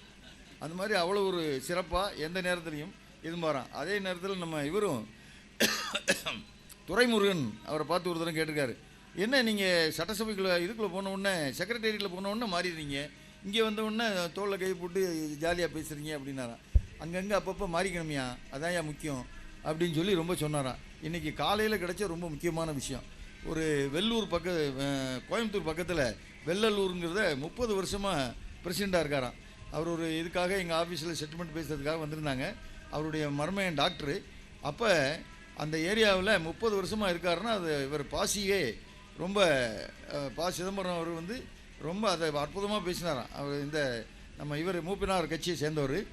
அவ்வளவு ஒரு அற்புதமான ஆளாம். நான் அதனால் ரொம்ப ஒரு சிறந்த அரசியல்வாதியினுடைய மருமகன் நீங்கள். இது ஒரு இப்போ கவர்மெண்ட் ஆஃபீஸில் ஒர்க் பண்ணிகிட்டு இருக்காரு. மெடிக்கல் லைன் நல்லா இருக்குது, நீங்கள் இப்போ பண்ணிகிட்ருக்கீங்க, ரொம்ப சந்தோஷமாக பண்ணுங்கள், எனக்கு பெருமையாக இருக்குன்னு சொல்லி செட்டில்மெண்ட்டில் நிறைய நெகோசியேஷன்லாம் பண்ணிவிட்டு அப்போ அவர் சொன்னார், அந்த 250 ஏக்கரை எடுத்து இடங்கள்லாம் எடுக்க போய் பெரிய பிரச்சனை வந்துருச்சான். அதை பூரா இவர்கிட்ட போய் ரிப்போர்ட் பண்ணியிருக்காங்க. எடுக்கவே மாட்டேன்ட்டாங்களாம். பொங்கலூர் பழனிசாமி அப்புறம் இன்னொருத்தர் எல்லாம் 3 பேரும் சேர்ந்து இந்த மாதிரி இதை வந்து எடுக்கக்கூடாது, அதில் நீங்கள் ஒதுக்கிங்க, நீங்கள் உங்களுக்கு வேணுங்கிறத நாங்கள் பண்ண சொல்லிடுவோம் கம்பெனியில் அப்படி இப்படின்னு சொல்லியிருக்காங்க. அதை வந்து நம்ம சிதம்பரத்திட்ட வந்து அவர் ரிப்போர்ட் பண்ணியிருக்காரு. அப்போ அவர் போய் பார்த்துட்டு ரொம்ப பாராட்டிட்டு லேசாக கலைஞர்கிட்ட சொன்னாராம். கலைஞர் உடனே சொன்னாராம், எதிர்கட்சிக்காரர் சொல்லியிருக்காரு, உடனே அந்த இதை மாற்று, ஷிஃப்டிங் பண்ணுன்னு சொல்லி அப்படியே மாற்றிட்டாராம். அந்த இதில் வந்து ரொம்ப பேர் எடுத்து இன்றைக்கும் அவங்க ஃபேமிலி எந்த கட்சியும் அங்கே வந்து ஊடாட முடியாது, அவ்வளோ உண்மையாக அரசியலில் இருக்கிறதுனால ஒரு சிறப்பானவராக இருக்கார். அதனால் கலைஞர் ரொம்ப ஒரு பெரிய சிறந்த உயர்ந்த மனிதர். அதை நம்ம பாராட்டணும். நன்றி. அடுத்த ஃபோட்டோ மாட்டிடுங்க, ஏன்னா சில நேரத்தில் மாநாடுன்னு நினச்சிருவாங்க. இது வந்து திருப்பதி அண்ணனுக்கு அண்ணாமலை அண்ணன் சொல்லிடுங்க, சாரி ராமநாதன் அண்ணன் சொல்லிடுங்க நீங்கள். ஓகே, மோடி வந்து தெரியாத ஆளே இருக்க முடியாது. அவர் வந்து உலகில் மிகச்சிறந்த தலைவர்கள் ஒருவர். ஏன்னா எல்லா கண்ட்ரிலையும் பாராட்டப்படக்கூடிய ஒரு தலைவர். இந்தியா வந்து ஒரு வளர்ந்த நாடாக உருவாக்குங்கிறதுல ரொம்ப முயற்சி பண்ணிகிட்டு இருக்காரு. சொந்த முயற்சியில் முன்னுக்கு வந்தவர். எனக்கெல்லாம் ஒரு ரோல் மாடல். ஏன்னா நானும் சொந்த முயற்சியில் முன்னுக்கு இது பண்ணது நல்ல ரோல் மாடல். அவர் சொந்த முயற்சியில் வந்து இதான் எனக்கு தெரிஞ்ச மோடியை பற்றி. பாலிடிக்ஸ் எனக்கு ரொம்ப தெரியாது. இல்லை, நானும் ரொம்ப பாலிடிக்ஸ்லாம் பண்ணுறது இல்லைண்ணே, அதனால தான் எல்லா கட்சிக்கும் ஒரு ஆள் போட்டிருக்கேன். அடுத்த ஃபோட்டோ இது வந்து ஏழுமலையான கொடுத்தா தான் கரெக்டாக இருக்கும், அதனால திருப்பதி என்ன எடுத்துக்கலாம். Super star Rajinikanth. நிறைய பாசிட்டிவ் திங்ஸ் அவர்கிட்ட வந்து எடுத்துக்கலாம். மேபி இது வந்து நான் வந்து நிறைய இதில் வந்து இதை வந்து ஒரு பிஸ்னஸாக கூட வந்து நம்ம வந்து ரிலேட் பண்ணிக்கலாம். ஏன்னா வந்து ஃபஸ்ட்டு வந்து அவுட் ஆஃப் பாக்ஸ் திங்கிங். அவர் வந்து ஃபஸ்ட்டு ஒரு கண்ட்ராக்டராக இருந்தார். கண்ட்ராக்டர் வந்து அதுலேருந்து கம்ப்ளீட்டாக லைன் மாறி வந்தது வந்து it is out of box thinking. So நம்மளால் வந்து ஒரு அவுட் ஆஃப் பாக்ஸ் திங்க் பண்ணி வெளியில் வந்து பண்ண முடியும்னு நினச்சாரு. அதனால் வந்து இஸ் டன் தட்.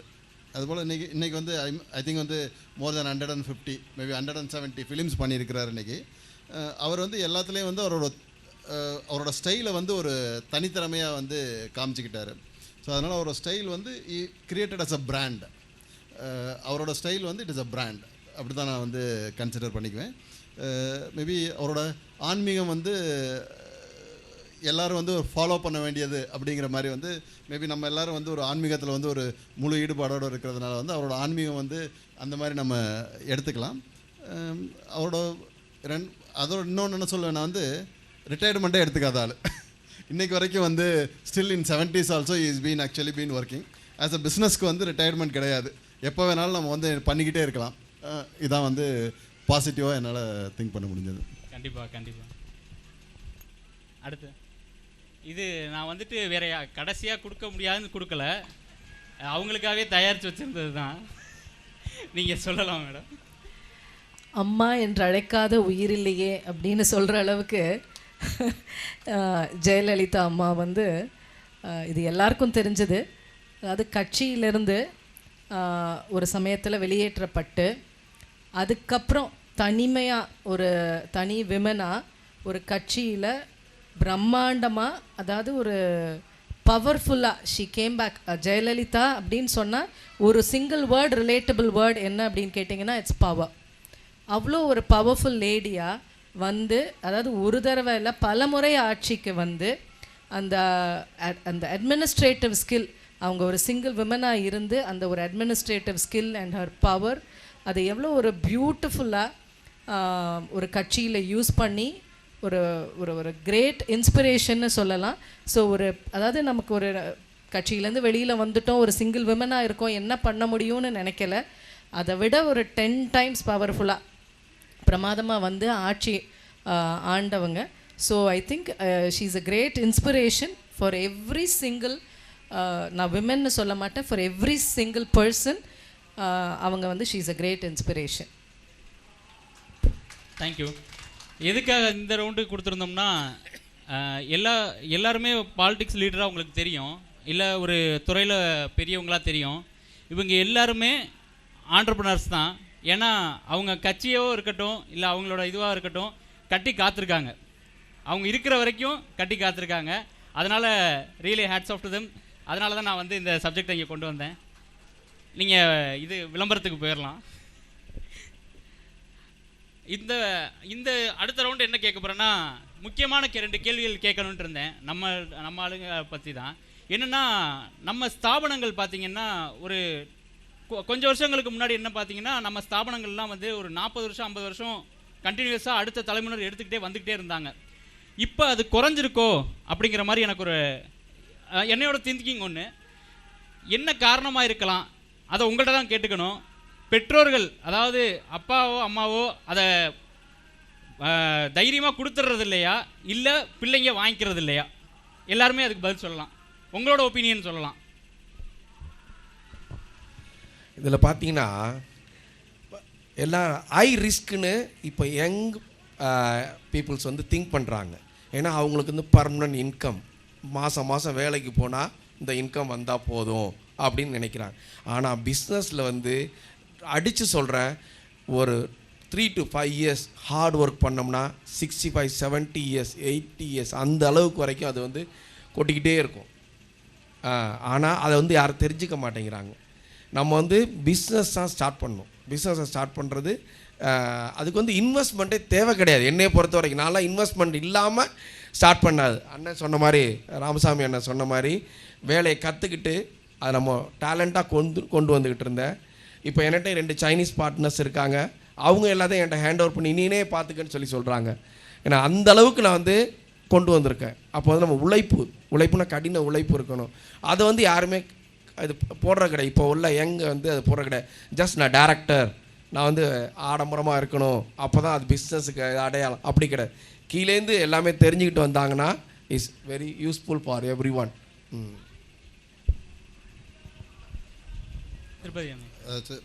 இன்றைக்கி வந்து அந்த காலத்தில் வந்து பிஸ்னஸ் வந்து ஒரு ட்ரெடிஷ்னல் பிஸ்னஸாக இருந்துச்சு.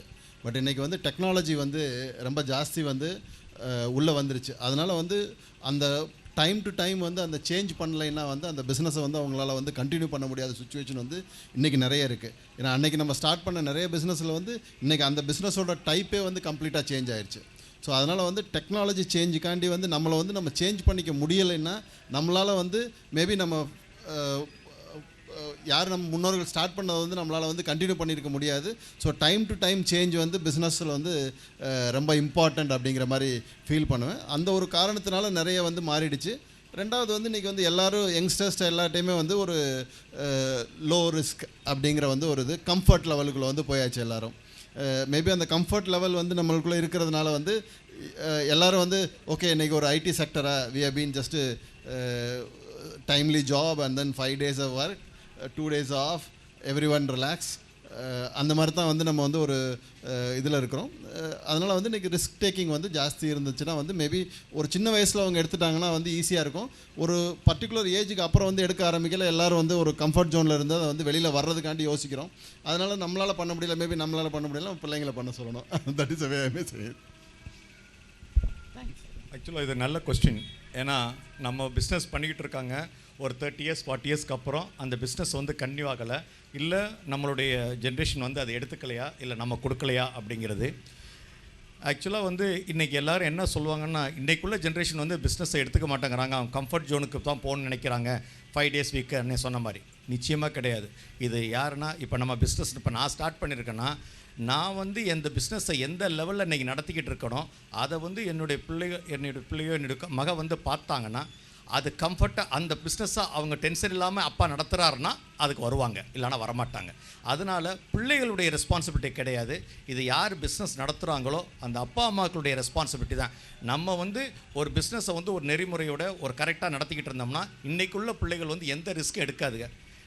அதனால் வந்து ரிஸ்க் எடுக்காமல் ஒரு பிஸ்னஸை வந்து ஒரு டென்ஷன் இல்லாமல் நடத்துகிற மாதிரி ஒரு நிம்மதியான பிஸ்னஸாக இருந்துச்சுன்னா நிச்சயமாக எந்த பிள்ளையாக இருந்தாலும் வரும்.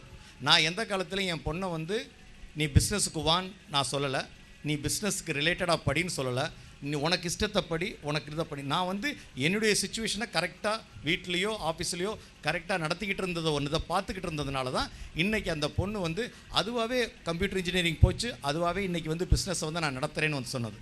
அதனால் இது வந்து நம்ம கையில் தான் இருக்குது. ஒரு டேக்ஸ் கட்டுறதோ இல்லை ஒரு டிரான்ஸ்பரண்ட் பிஸ்னஸை நீங்கள் நடத்துகிறீங்கன்னா நிச்சயமாக உங்கள் குழந்தைகள் இன்றைக்கி நிச்சயமாக உங்கள் பிஸ்னஸை கண்டினியூ பண்ணுவாங்க. இது என்னுடைய ஆணித்தரமான ஒரு பாயிண்ட். தேங்க்யூ. பிள்ளைகளை பொறுத்த அளவில் தொழிலை வந்து கண்டினியூ பண்ணி வருங்க அப்படின்னா இவங்கெல்லாம் சொன்ன மாதிரி இப்போ டிஜிட்டலைஸ்டு வேர்ல்டில் எல்லாம் டெக்னாலஜி எல்லாம் நிறைய வந்துருச்சு. அப்படிங்கிறதுனால அதை ஆர்டிஃபிஷியல் இன்டெலிஜென்ஸின்னு கொண்டு போயிட்டான். அறிவு கீழேருந்து வந்த ஒரு அறிவை சிறப்பாக வச்சிக்க தெரியல, அது அப்பா அம்மாக்கள் சொல்கிறத கேட்கவும் பண்ணல. இப்போ படிச்சுட்டு வந்ததுனால தாட்டு பூட்டுன்னு பண்ணணும்னு எல்லாம் கிழிச்சு எல்லாம் ஒபேத்திட்டு போயிடுவானுங்கிற பயம் வேறு பெற்றோர்களுக்கு இருக்குது. இந்த விதத்தில் என்ன பண்ணணும் அப்படின்னா, நாங்கள் ஒரு பெரிய இது வந்து செய்ய போகிறோம். இது யாருமே நம்ம நகரத்தாரிலே யாரும் செஞ்சுருக்க மாட்டாங்கன்னு நான் நினைக்கிறேன். நான் எனக்கு ரொம்ப பல நாள் திங்க் பண்ணி நிறைய ரொம்ப எக்ஸ்பீரியன்ஸான ஆளுகள்கிட்டையும் நாங்கள் போய் எல்லாம் கேட்டிருக்கேன். பெரிய பெரிய ஆளுகள்கிட்டையெல்லாம் ஐடியாஸ் கேட்டிருக்கேன். அதை வந்து இப்போ சிறப்பாக செய்கிறவங்க நம்ம ஏஎம்எம் குரூப், அவங்க வந்து பெரிய குரூப்பு, எங்களுது வந்து ரொம்ப சின்ன விஷயம். அதில் வந்து ஒரு 8 ஃபேமிலியை நாங்கள் எடுத்து ஆட் பண்ணுறோம். ஆட் பண்ணி 8 ஃபேமிலி புருஷன் புருஷாட்டிக்கு 2 பேருமே அந்த ட்ரஸ்ட்டினுடைய மெம்பர். இப்போ பிஸ்னஸை வந்து ட்ரஸ்ட் ஒருத்தி பிஸ்னஸுக்கு ட்ரஸ்ட்டு கொண்டு போகலாம். ட்ரஸ்ட்டு வந்து ஃபுல் அண்ட் ஃபுல் பழைய ஆக்டில் என்ன அப்படின்னு கேட்டிங்கன்னா எல்லாமே ஒரு நல்ல இந்த காரியங்கள் தர்ம காரியங்கள் தான் பண்ணணும் அப்படின்ட்டுருக்கு. இல்லை இப்போ பிஸ்னஸும் பண்ணலாம் அப்படின்னு சொல்லி ஒரு சட்டம் நம்ம சர்க்கார் கொண்டு வந்துருச்சு. அதன் அடிப்படையில் 8 ஃபேமிலியில் புருஷன் பொஞ்சாதி 2 பேரும் 16 பேரை சேர்த்து அந்த ட்ரஸ்ட்டுக்கு மெம்பர்கள் ஆக்குறோம். மெம்பர் ஆக்கி ட்ரஸ்ட்டை உருவாக்கி அசட்ஸு கம்பெனி அதுக்கு இது எல்லாமே அந்த ட்ரஸ்ட்டு பேருக்கு நாங்கள் எல்லாம் எழுதி வச்சுருக்கோம். எழுதி வச்சுட்டு அந்த ட்ரஸ்ட்டு 16 பேர் சேர்ந்து செலக்ட் பண்ணி ஒரு இதை வந்து இந்த நிறுவனத்துக்கு அதாவது இந்த நிறுவனம் இது போக இதிலிருந்து ஏர்ன் பண்ணுறதுக்கு இன்னொரு நிறுவனம், இப்படி பல நிறுவனங்களை உருவாக்கலாம் அப்படின்னு சொல்லி ஏற்பாடு பண்ணி இப்போ அந்த ட்ரஸ்ட்டுக்கு பவர் கொடுத்து எல்லாமே இதாகி ரிஜிஸ்டர் பண்ணுறதுக்கு லெவலில் எங்களுது இருக்குது. அந்த மாதிரி பண்ண போகிறோம். ஏன் அப்படின்னு கேட்டிங்கன்னா, ரொம்ப இவங்க சொன்ன மாதிரி பிள்ளைகளை நம்ம இது பண்ணி கொண்டு வரலாம். கொண்டு வந்து இதனாலும் கொண்டாலும் அது வந்து பார்க்கும்போது டயர்டாகிடுதுங்க. சில நேரங்களில் டயர்டாகும்போது இப்போ சரி நமக்கு என்ன ஏதாவது விற்றுருவோம், சொத்தை வச்சுட்டு விற்றுற மாதிரி நிறுவனத்தையும் விற்றுறதுக்கு ரெடி ஆகிடுதுங்க. அதனால் விற்றுட்டாங்க அப்படின்னா அது வந்து அர்த்தம் இல்லை. நம்மளுடைய நிறுவனத்தை நம்பி 116 பேர் 120 பேர் இருக்காங்க. அவங்க ஃபேமிலி வாழ்ந்துக்கிட்டு இருக்கு. நமக்கு வந்து கஷ்டப்பட்டு கீழேருந்து கொடுத்துருக்கோம். அந்த தைரியம் கீழே இருக்கவங்களுக்கு தான், கீழே இருந்து எதவா கொண்டு வந்தவங்களுக்கு தான் ரொம்ப தைரியம் இருக்குது. இப்போ படித்தவங்களுக்கு அவங்க சொன்ன மாதிரி ரொம்ப லேசியாக 3 நாள் ஆச்சா 4 நாள் ஆச்சா போனோமா சுற்றணுமா பொண்ணோமா அப்படிங்கிறது தான் இருக்கே தவிர நல்ல கம்ஃபர்ட் ஜோனுக்கு வந்தாச்சு அப்படின்னா கீழே இறங்கி பார்க்கக்கூடிய எண்ணம் கிடையாது. அது வரணும். அது வர்றதுக்காக இந்த ட்ரஸ்ட்டை வந்து நாங்கள் ரொம்ப ரொம்ப பாடுபட்டு இந்த ட்ரஸ்ட்டை இப்போ கிரியேட் பண்ணுறோம். அந்த ட்ரஸ்ட்டு வந்து இனிமேல் அடுத்தடுத்த தொழில்களை இப்போ ஏஎம்எம் குரூப்பில் எடுத்துக்கிட்டிங்கன்னா அவங்க ட்ரஸ்ட்டு தான். அதில் 26 கம்பெனி வச்சுருக்காங்க. 26 கம்பெனி நடத்திக்கிட்டு இருக்காங்க. அவங்க ஒவ்வொருத்தருக்கும் ஒவ்வொரு கம்பெனி கொடுத்துருவாங்க. அதில் என்ன கொண்டு வரோம், பின்னாடி இந்த ட்ரஸ்ட்டுக்கு வர வேண்டியவங்க அந்த ஃபேமிலியினுடைய மூத்த ஆம்பளை பையன் வரலாம். ரொம்ப முக்கியம் அதான். மூத்த ஆம்பளை பையன் வரலாம். அவருக்கு வர தோதில்லை, அவங்க சொன்ன மாதிரி சிங்கப்பூர் அங்கே படிச்சுக்கிட்டு போயிட்டார் அப்படின்னா அவனுடைய ஒப்புதலில் 2வது பையன் வரலாம். ஆனால் அந்த பையன்கள் நகரத்தாரில் தான் கல்யாணம் பண்ணிக்கணும். வெளியில் கல்யாணம் பண்ணிட்டு வந்தால் ட்ரஸ்ட்டுக்கு வரக்கூடாது. அப்படின்லாம் நாங்கள் ட்ரஸ்ட்டில் இதெல்லாம் போட்டிருக்கோம். ஐயா இதை நான் உங்கள்கிட்ட இன்னும் நிறையா விஷயம் எனக்கு தெரியணும் போல இருக்குது. இல்லை இன்னும் நான் கேட்டு தெரிஞ்சுக்கிறேன். ஏன்னா தனியாக ஒரு செஷன் எடுத்து நான் கேட்டுக்கணும் போல இருக்கு. அதனால நிறைய விஷயங்கள் அது ஏற்றுக்கக்கூடிய ஒரு பாயிண்ட். ஏன்னா ட்ரஸ்ட் கிரியேட் பண்ணி பண்ணோம்னா அது வந்து நமக்கு ஒரு ரொம்ப ரொம்ப நல்லா இருக்கும், பேலன்சிங்கை கொடுக்குங்கிறது நல்ல ரொம்ப அற்புதமாக இருக்கும். தொழில் வந்து நம்ம தொழில் வந்து நசிஞ்சு கூடாது, பிரமாதமாக இருக்கும். அதனால் அது நம்ம சொந்தக்காரங்களை நாங்கள் பூரா எல்லாம் சொந்தக்காரங்க தான் இது பண்ணியிருக்கோம். சொந்தக்காரங்களை எல்லாரையுமே சேர்த்து இது பண்ணி இங்கே நான் கொண்டு வந்துருக்கோம். எல்லாம் யாரை போடலாம் அப்படின்னு சொல்லி செலக்ட் பண்ணி கொண்டு வந்துருக்கோம். இது வந்து ரொம்ப அற்புதமான செய்தி. இந்த செய்தியை உங்கள்கிட்ட இன்றைக்கி பகிர்ந்துக்கிட்டதில் நான் ரொம்ப மகிழ்ச்சி அடைகிறேன்.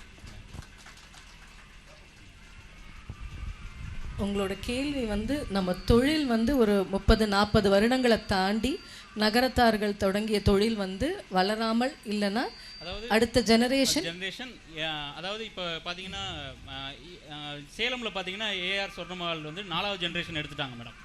அதே நம்ம இதில் பார்த்தீங்கன்னா இப்போ ஏவிஎம் வந்துட்டு ஏற்கனவே ரொம்ப பிரபலமாக இருந்தது, இப்போ தொய்வடைஞ்சிருக்கு. நான் அதாவது மூடிடுறாங்கன்னு சொல்லலை, ஒரு தொய்வடைஞ்சிருக்கு அப்படிங்கிறேன். அதுக்கு காரணம் என்னவா இருக்கு? அதுக்கு என்ன காரணமாக இருக்கலாம்? அதாவது ஒரு 3 விஷயங்கள் இருக்கலாம். ஒன்று வந்து இன்னைக்கு வந்து இப்போ லேட்டஸ்ட் மெக்கன்சி ஸ்டடி படி இப்போ நீங்கள் 40-50 வருடங்கள் இல்லை, இப்போ லேட்டஸ்ட் மெக்கன்சி ஸ்டடி படி 23 வருடங்களை தாண்டி பல தொழில்கள் வளர்றது இல்லை அப்படின்னு சொல்கிறாங்க. அதுக்கு என்ன காரணமாக இருக்கலாம் அப்படின்னா, அவங்க அண்ணன் சொன்ன மாதிரி அது வந்து அடுத்த ஜெனரேஷனோட பொறுப்பு கிடையாது. அவங்க தொழில் துவங்குற போது அதை இவால்வ் பண்ணணும். எவ்ரி ஸ்டேஜில் அதை வளர்ந்து, அதாவது நான் இன்றைக்கி ஒரு மருந்து கடை திறந்துருக்கேன், அது ஒரு ஆண்டர்ப்ரனர்ஷிப்பு. அன்றைக்கி 40 வருடங்கள் முன்னாடி ரொம்ப இன்ட்ரெஸ்ட் இருந்தது. 19 வயசில் நான் யூஎஸ் போய் டைமண்ட்ஸ் கிராஜுவேஷன், அதாவது அந்த காலகட்டங்களில் பெண்கள், அதாவது அப்பா வந்து ரொம்ப ஒரு ஃபார்வர்ட் திங்கிங் ஆனவங்க. அதனால் வந்து பையனை தான் ஜென்ரலாக நம்ம ஒரு பிஸ்னஸில் வந்து எல்லாருமே ஒரு அடுத்து நம்மளோட வாரிசு யாருன்னா பையனை தான் நினைப்போம். எங்கள் அப்பா வந்து எந்த காலத்துலேயுமே ரொம்ப ஒரு முற்போக்கவாதியாக இருந்ததுனால என்னை படிக்க வச்சு நானும் அப்பாவும் இந்த ஒரு 19 வயசில் டைமண்ட் ஜுவல்லரியை டோட்டலாக சவுத் இந்தியாவிலே ஒரு ஃபஸ்ட்டு விமனாக படிச்சுட்டு வந்து இந்த பிஸ்னஸை ப்ரொஃபஷ்னலாக ஸ்டார்ட் பண்ணோம். இது பலமுதான் எங்கள் ஐயாவெல்லாம் வந்து இந்த பர்மாவில் இதெல்லாம் ட்ரேட் பண்ணுவாங்க, இந்த இப்படித்தான் வைரம் பார்க்கணுன்னு எல்லாம் சொல்லி கொடுப்பாங்க. பட் அதில் எனக்கு ரொம்ப ஈடுபாடு இல்லை. பண்ணுறது எதுவாக இருந்தாலும் அது ஒரு ப்ரொஃபஷ்னலாக படிச்சுட்டு பண்ணணும் அப்படிங்கிறதுனால நான் போய் படிச்சுட்டு வந்து 19 வயதில் இந்த தொழிலை தொடங்கினோம். நாங்கள் ஒரு ஸ்டார்ட் பண்ணும்போது ஒரு 2 ஆசாரியை வச்சு ஸ்டார்ட் பண்ணோம். அதுக்கப்புறம் மற்றவைகள் வந்து ப்ராபப்ளி கேள்விகளில் சொல்லுவோம். Thank you madam. வானமே எல்லையா, அதற்கு மேலும் செல்லலாம். வளர்த்தி உந்தன் அருள் இருந்தால் எங்கும் எதிலும் எல்லலாம். தானம் என்பது என்னென்று கேட்காதே கொடுத்தலாம். தன்னையின்று அறிய வைத்து மேன்மை செய்த வளர்த்தி நாம வாழ்க வாழ்க. இந்த விநாயகருடைய அருளாலும் நினைத்ததை நடத்தி தரும் பள்ளியாண்டுடைய அருளாலும் நினைக்காதே நடத்தி தரும் மீனாட்சி சுந்தரேஸ்வரர் அருளாலும் உள்ளூரில் குளிபெரியில் மேடையில் எங்களுக்கு அமர கொடுத்த கோடீஸ்வர அண்ணன் அழகப்பண்ணன் முதற்கொண்ட குரூப் அனைவருக்கும் நன்றி சொல்லி இந்த பொன்னான வாய்ப்பிற்கு நன்றி சொல்லி வணங்கி மகிழ்கிறேன். இளையத்தாக்குடி கழனி வாசல் நாங்கள் தாங்க மலத்தியம்மன் கோயில் சாமி போடுறவங்க. அதாவது அரசமலையா வீடு. அப்புறம் எங்கள் அப்பா கோழியை மாற்றி பிடிச்சி வச்சு, அதனால் கோழி பிடிக்க விடும்பாங்க. கல்யாணத்தை பார்க்கும்போது வாங்க சின்ன கோழி பெரிய கோழிம்பாங்க. அதை ஒரு பெருமையாக சொல்லிக்கிறாங்க. கோழி பிடிக்கிட்டு சேர்ந்த பழனியப்பன். அப்பா பேர் ராஜாமணியாச்சி சுப்பிரமணியன். அப்பா பேர். திருச்சி ஸ்ரீ வளர்த்தி சிட் ஃபண்ட்ஸ் பிரைவேட் லிமிடெட் அப்படிங்கிறத 19 வருஷமாக நடத்திக்கிட்டு இருக்கோம். பொதுமக்கள்கிட்ட டெபாசிட் வாங்காமல் அரசாங்க முறைப்படி ஆண்டவருடைய அனுகிரகத்தில் மிகவும் சிறப்பான முறையில் வளர்த்தி அப்படின்னால வளர்ச்சி அப்படிங்கிற பேர் எடுத்து சிறப்பான முறையில் நடத்திக்கிட்டு இருக்கோம். மிக்க நன்றி. எல்லாருக்குமே ஒரு அருமையான கைத்தட்டலை கொடுத்துடலாம். ஏன்னா என்னோட வேலையை ஈஸியாக்கிட்டாங்க. அடுத்த கேள்வி வந்துட்டு, இந்த ரவுண்டுக்கு என்ன பேர் வச்சுருக்கேன்னா இது இல்லைன்னா எது, அதாவது இது இல்லைன்னா எது. எல்லாருமே இதுக்கு பதில் சொல்லணும். இந்த தொழில் இல்லைன்னா ஏதோ பண்ணியிருப்பேன். ஏன்னா ஆர்வமாக இருக்குது தெரிஞ்சுக்கிறதுக்கு. முதல்ல அங்கிட்டிருந்து வந்ததுனால முதல்ல இங்கிட்டிருந்து பார்ப்போம். அதாவது நான் diploma in leather technology Coimbatore முடிச்சுட்டு லெதருக்கு வேண்டிய கெமிக்கல்ஸை கேன்வாசிங் பண்ணிட்டு இருந்தேன். அப்புறம் சிட் ஃபண்டு அந்த கேன்வாசிங். ஸோ நம்மளுடைய அமைப்பு வந்து கேன்வாசிங் அப்படிங்கிற ஆண்டவன் நிர்வகிச்சார் அப்படிங்கிறத. அதே மாதிரி இங்கே நான் நம்ம முக்கியமாக சொல்லிக்க விரும்புவது என்னென்னா, நம்ம ஸ்கூல் பீப்புள், அதாவது 12வது ஃபஸ்ட்டு வந்துச்சு மேட்டுப்பள்ளிக்கூடத்தில். ஐயா சோமாதேர் ஐயா தான் ஹெட் மாஸ்டர் அவங்க. அப்போ நம்ம தமிழ் ஐயா நம்ம பனையப்பட்டி பக்கத்தில் பனையூரை சேர்ந்தவங்க. ஒரு நாள் மதியம் கருப்பையான ஃப்ரெண்ட் அடைக்கலவன்லாம் இருக்காங்க, அங்கே ஒன்றா படித்தவங்கலாம். சோமாதேர் அவங்களுடைய மகளோட பேர் அவர். நாங்களும் ஒன்றா படித்தவங்கலாம்.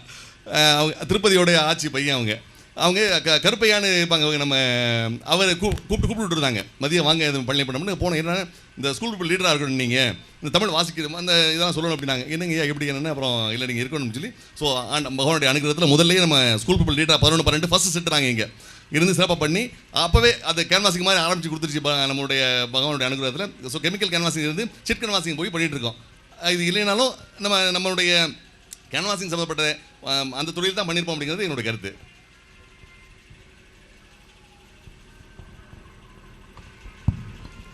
எனக்கு இந்த கேள்விக்கு எப்படி பதில் சொல்கிறதுன்னு தெரியலை. ஏன்னா ஒரு 7-8 வயசுலேருந்தே டிசைனிங்கோ இல்லை ஒரு டைமண்ட் ஜுவல்லரியை தவிர என்னால் வேறு எதையும் நினச்சே பார்க்க முடியல. ஸோ ஒருவேளை நான் இந்த தொழிலுக்கு வரலை அப்படின்னா என்னால் ப்ராபப்ளி ஒரு டிசைனர் ஆகியிருக்கலாம். அது ஒன்று தான் வாய்ப்பாக இருந்திருக்க முடியும். ஏன்னா கிட்டத்தட்ட ஒரு 7-8 வயசுலேருந்து உள்ள கனவு. அம்மா அப்பா, அதாவது எங்கள் அம்மா வந்து ஒரு ஃபஸ்ட்டு விமன் ஆண்டர்ப்ரனர். இது ஒரு 40-45 வருஷங்களுக்கு முன்னாடி அப்பாவோட பிஸ்னஸில் அம்மா தான் வந்து மேனேஜிங் ஆஃபீஸராக இருந்தாங்க. ஸோ அப்பா வந்து ட்ராவலிங்லேயே இருப்பாங்க மார்க்கெட்டிங்கில். அம்மா ஒரு ஆள் இந்த ஒரு 40 பேர் உள்ள ஆஃபீஸர் ரன் பண்ணுவாங்க. ஸோ அந்த ஒரு சின்ன வயசுலேருந்து அதையே பார்த்ததுனால ஒரு ப்ராபப்ளி நாமளும் அந்த மாதிரி ஒரு 100 பேர் உள்ள ஆஃபீஸில் ஒரு பெரிய அச்சீவ்மெண்ட் பண்ணணும் அப்படிங்கிற ஒரு கனவுலையே இருந்ததுனால இதை தவிர என்னால் வேறு எதுவும் நினச்சிருக்க முடியல.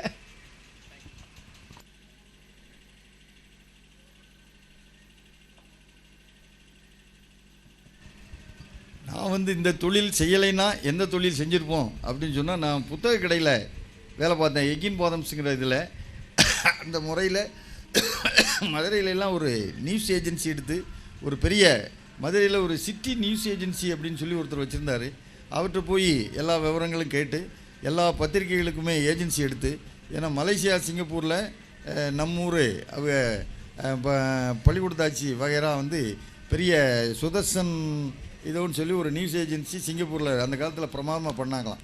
அவங்க அற்புதமாக ஒரு ஆந்திராக்காரன் அந்த பேப்பருக்கு தகராறு வந்து அந்த இதை வந்து திருப்பி இவங்கள்ட்ட நைட்டாக ஒப்படைச்சிட்டு வந்தாங்களாம். அந்த ரீடர்ஸ் டைஜஸ்ட்டு, அந்த பத்திரிகை அது இதெல்லாம் அவங்க வாங்கி ரொம்ப சிறப்பான ஏஜென்சி அங்கே நடத்திக்கிட்டு இருந்தாங்க. அது மாதிரி ஒரு பெரிய நியூஸ் ஏஜென்சியாக மதுரையில் வந்திருப்பேன். பட் இங்கே நான் டைவர்ட் ஆகி வந்ததுனால இந்த தொழிலை வந்து கண்ணும் கருத்துமாக பார்த்து சிறப்பாக வளர்த்துட்ருக்கேன். நான் 15 வயசில் முடிவு பண்ணி டெக்ஸ்டைலை சூஸ் பண்ணி 18 வயசில் வேலைக்கு போனதுனால அதே லைனில் கன்டினியூ பண்ணேன். அது ஒவ்வொரு வருஷமும் படிப்படியாக முன்னேறிக்கிட்டு வந்ததுனால வேறு எதை பற்றியும் யோசனை பண்ணலை. அதனால் நான் வேறு பிஸ்னஸை பற்றி யோசனை பண்ணல, வேறு எதையும் டைவெர்ட் பண்ணவும், மைண்டை டைவெர்ட் பண்ணவுக்கு நான் விரும்பலை. அதிலே கான்சன்ட்ரேட் பண்ணி ஒவ்வொரு ஏரியாவாக நான் கற்றுக்கினதுனால எல்லா ஏரியாவிலையும் ப்ரொடக்ஷனில் இருந்து மேனேஜ்மெண்ட்டு, டிசைனிங், மார்க்கெட்டிங், சேல்ஸ் எல்லாத்தையும் கவர் பண்ணி ஒரே இதில் போனதுனால, ஒரே இதில் கான்சன்ட்ரேட் பண்ணதுனால வேறு தொழிலை பற்றியும் வேறு டைரக்ஷனை பற்றியும் நான் நிச்சயமாக நினைக்கல. அதனால் நான் இந்த பதிலுக்கு இதோட தான் சொல்ல முடியும் என்னால். Right, thank you. ஏன்னா நான் வந்து சிவில் இன்ஜினியரிங் பண்ணிவிட்டு சிவில் இன்ஜினியரிங் லைனில் போயிட்டதுனால வந்து மேபி அண்ணன் சொன்ன மாதிரி தான் வந்து மேபி ஐம் ஆல்சோ பீன் அதே லைனை தான் நான் சூஸ் பண்ணியிருப்பேன். மேபி நான் இப்போ வந்து நான் வந்து ஒரு கம்பெனியில் வந்து ஒரு டைரக்டராக ஒர்க் பண்ணிகிட்ருக்கேன். பட் எனக்கு ஆல் த டைம் வந்து எனக்கு என்னென்னா வந்து நான் ஒரு என்டர்ப்ரனர் ஆகணுங்கிறது தான் என்னோடய ஆரம்பத்துலேருந்து ஒரு கனவு. மேபி அன்னைக்கு வந்து எங்களுக்கு வந்து வாய்ப்புகள் அமையலை. அதனால் வந்து மேபி இப்போ நம்மளோட கனவை வந்து நம்ம பிள்ளைங்களுக்கு அனுப்பணுங்கிறது தான் என்னோடய மெயின் மோட்டிவ். ஸோ அதனால் வந்து என் பையனையோ என் பொண்ணையோ வந்து ஆல் த டைம் நான் சொல்கிறது வந்து யூ கோ அஸ் என்டர்ப்ரனர் தான் நான் சொல்லிகிட்ருக்கேன். அதனால் வந்து மேபி நான் இப்படி இருக்க லைனில் இல்லைன்னா மேபி கான்ட்ராக்டராக இருப்பேன். கான்ட்ராக்டர் வந்து ஊர் பக்கமே ஏதாவது கன்ஸ்ட்ரக்ஷன்ஸ்லாம் பண்ணிகிட்டு இருந்திருப்பேன்னு நினைக்கிறேன். That is answer. நான் வந்து படிப்பு வந்து எனக்கு ரொம்ப அவ்வளோ வரல. அதனால் இருந்தாலும் பொண்ணு படித்தா தான் பொண்ணு கொடுப்பாங்கன்னு தெரியும் நம்ம செட்டியார் சமூகத்தில். அதனால் ஏதோ மெட்ராஸ் பிரசிடென்சியில் ஒரு பிஏ முடித்து ஒரு எம்ஏ எக்கனாமிக்ஸ் முடித்தோன்னே அங்கே அந்த ஃப்ரெண்ட் சர்க்கிள் எல்லாமே லா காலேஜ் தான். ஏன்னா இந்த சிங்கப்பூர் போகாமல் இருந்திருந்தேன்னா லா காலேஜ் படிச்சிருப்பேன், இல்லை ஒரு லாயர் ஆகிருப்பேன். இதான் என்னுடைய இதாக இருந்திருக்கும். ஆனால் என்னுடைய குடும்ப சூழ்நிலை காரணமாக எங்கள் அப்பா சொன்னா, நீ இங்கே இருந்தாலும் சரியாக வர மாட்டேன், உனக்கு 5 அக்கா தங்கச்சி இருக்குது, நீ அங்கே போனால் தான் அக்கா தங்கச்சிலாம் கல்யாணம் பண்ணி கொடுக்க முடியும், அதனால் நீ அங்கே போயிரு அப்படின்னாங்க. அதனால் அங்கே போனேன். அங்கே அந்த பிஸ்னஸை ஸ்டார்ட் பண்ணேன், வேலைக்கு சேர்ந்து பிஸ்னஸ் ஸ்டார்ட் பண்ணிட்டேன். இல்லை, மெயினாக இந்த கேள்வி எதுக்கு கேட்டேன்னா, இப்போ இவங்க எல்லாருமே பிஸ்னஸ் பண்ணிகிட்ருக்காங்க. அவங்க எல்லாருமே ஒரு பிளான் பி வச்சுருந்துருக்காங்க. இப்போ அதை தான் சொல்கிறதுக்காக இந்த கேள்வியை கேட்டேன். எப்படியா இருந்தாலும் நான் ஆண்டர்ப்ரனர் ஆயிடுவேன் அப்படிங்கிறதான் எல்லாரோட பதிலாகவும் இருந்துச்சு. அது வந்து இப்போ வர ஜென்ரேஷன் அதை ஏற்றுக்கணும். ஏன்னா நம்ம அடுத்து வேலைக்கு போயிடுவோமா அப்படிங்கிற எண்ணம் இல்லாமல் பிளான் பியுமே பார்த்திங்கன்னா எல்லாருக்குமே ஆண்டர்ப்ரனர் ஆகணும் அப்படிங்கிறது தான் இருந்துச்சு. அதனால் அதை கொஞ்சம் எல்லாருமே மனசில் வச்சுக்கணும்னு நினைக்கிறேன். சரி, கொஞ்சம் இதுவாகவே தியரியாகவே போயிட்டனால கொஞ்சம் ஃபோட்டோ செஷன் போகலாம் அப்படின்னு நினச்சேன். எல்லாருக்கும் ஒரு ஃபோட்டோ வச்சுருக்கேன். ஒரு பிரபலமான நம்பர் தான். அவங்கள பற்றின உங்களோட கருத்து இல்லை இம்ப்ரூவ்மெண்ட் எதுவும் இருந்தாலும் சொல்லலாம்.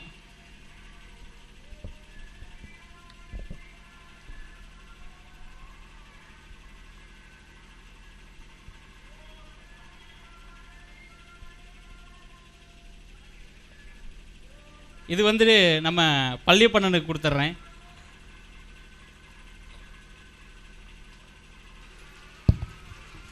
ஐயா வந்து உட்காந்துலாம் பேசக்கூடிய அளவுக்கு ஏபிஜே அப்துல் கலாம் ஐயா கிடையாது. ஸோ எனக்கு அது கொடுத்த இப்போ பெருமையாகவும் இருக்குது. அதாவது அவருடைய எண்ணங்கள் வளர்ச்சி வானத்தை தொட்டுச்சு, வாழ்க்கை பூமியை தொட்டு ரொம்ப எளிமையாக அவருடைய புத்தகங்கள் காந்தியினுடைய சுயசரிதெல்லாம் நான் படிச்சிருக்கேன். அவர் என்ன சொல்லியிருக்காருன்னா, அவர் வந்து ஆக்சுவலாக அவர் பிராமினோட ரொம்ப ஃப்ரெண்டாக இருக்கவர், பிராமின் வீட்டுக்கு போகிறவர். அவங்க அம்மா ரொம்ப கஷ்டப்பட்ட ஃபேமிலி. அவர் சாப்பிட்றது வந்து தயிரும் இட்லி. அவருடைய சுயசரிதத்தில் படிச்சிருக்கேன், திருப்பி படித்து பார்த்தேன், நம்ம தப்பாக படிக்கிறோம் அப்படின்னு. தயிர் இட்லி ரொம்ப பிடிக்குமா அவருக்கு. காரணம், பிரியாணி வாங்கி சாப்பிட ரூவா இருக்காது அவர்கிட்ட. ஸோ அவர் சாதாரண தயிரையும் பழைய சாதத்தையும் அவங்க அம்மா சாப்பிடாம கொடுப்பாங்களா, அது சாப்பிட்டு பழகினால அவர் வந்து ரொம்ப எளிமையாக தயிரையும் இட்லியும் சாப்பிட்டு பழகி. ஆனால் எண்ணங்களில் வந்து ராக்கெட் இன்னைக்கு நம்ம மட்டும் இல்லை, உலகளாவிய ஏபிஜே அப்துல் கலாம் ஐயா. நம்ம விவேக் சொன்ன மாதிரி மரம் வளர்க்குறது, எந்த சப்ஜெக்டாக இருக்கட்டும், அதை எனக்கு சிங்காரம் கொடுத்ததுக்கு மிக்க மிக்க மிக்க நன்றி. ஏன்னா அருமையான ஒரு ஐயாவை கொடுத்து முதல்ல அதுவும் எல்லாருக்கும் அறிமுகப்படுத்துறதுக்கு மிக்க நன்றி. அவங்கள பார்த்தா இன்னும் மேலும், அதான் வானமே இல்லையா அதற்கு மேலும் மலரலாம், வளர்த்தி குந்தல் அதில் இருந்தால் எங்கும் எதிலும் மெல்லலாம். அதுதான் அவர்கிட்ட சொல்லலாம். வளர்ந்துட்டே இருக்கலாம், நமக்கு வானம் எல்லாம் கிடையாது, வளர்ந்துட்டே இருக்கலாம் நம்ம அப்படிங்கிறத சொல்லி நிறைவு பண்ணுறேன். நன்றி அண்ணே. அடுத்த ஃபோட்டோ இது வந்து ராமசாமி எனக்கு கொடுக்கலான்னு பார்க்குறேன். இதை பி சிதம்பரம் அண்ணா ஒரு நல்ல ஃபினான்ஸ் மினிஸ்டராக காங்கிரஸ் பார்ட்டியிலேருந்து வந்தார். ஃபினான்ஸ் மினிஸ்டராக இருந்து ஃபாரெக்ஸ் பாலிசியோ இல்லை டேக்ஸ் பாலிசியோ ரொம்ப நல்ல பாலிசியெல்லாம் கொண்டு வந்தார்.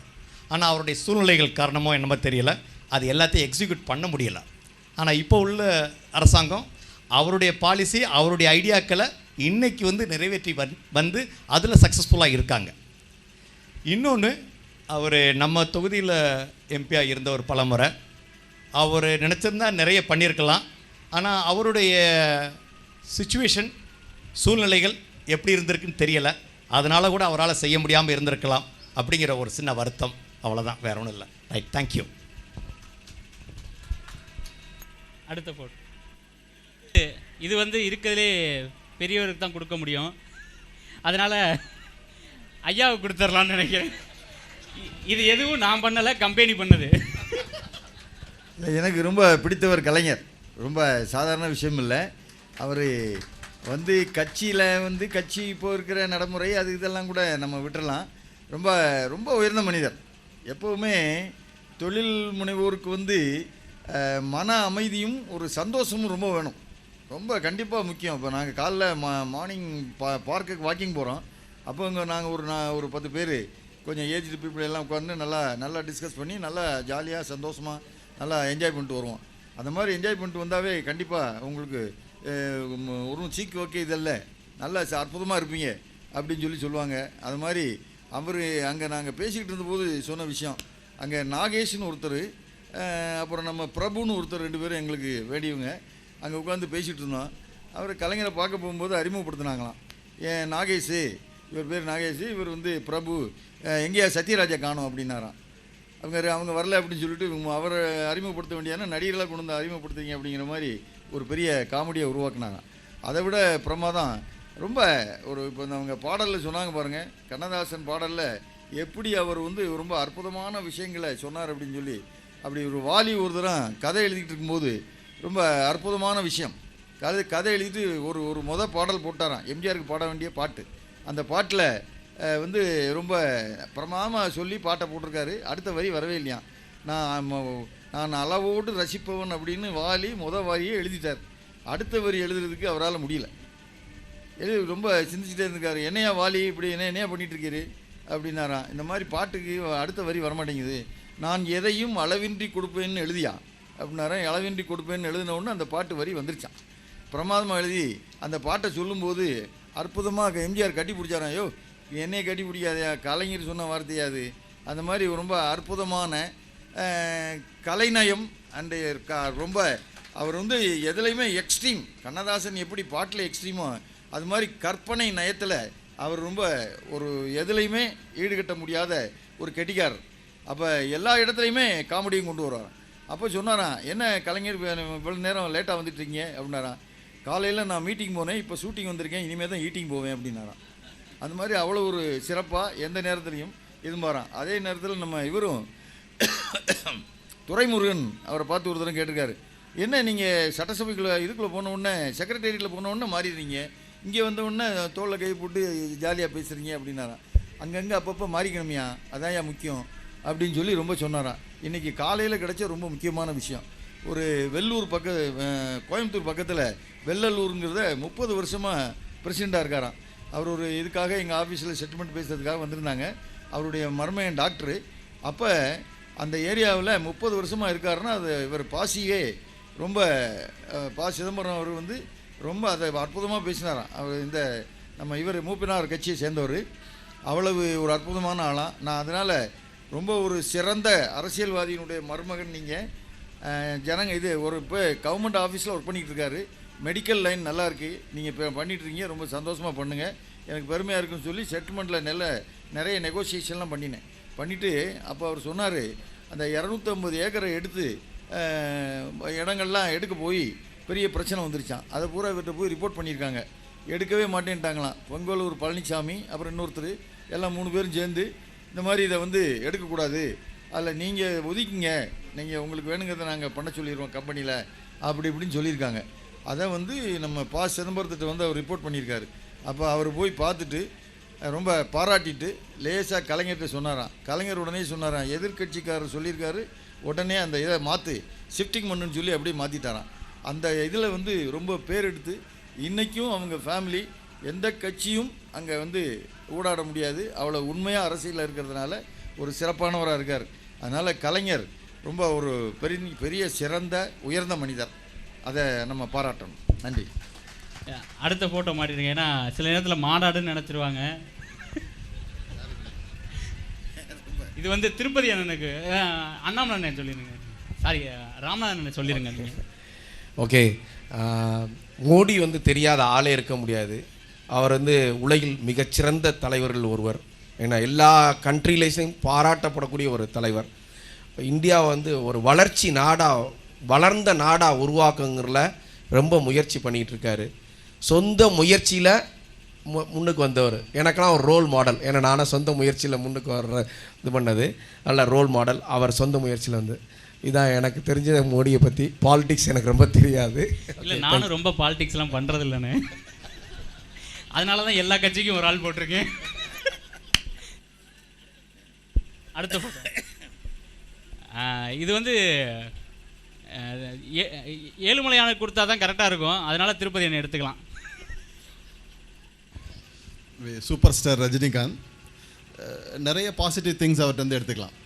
மேபி இது வந்து நான் வந்து நிறைய இதில் வந்து இதை வந்து ஒரு பிஸ்னஸாக கூட வந்து நம்ம வந்து ரிலேட் பண்ணிக்கலாம்.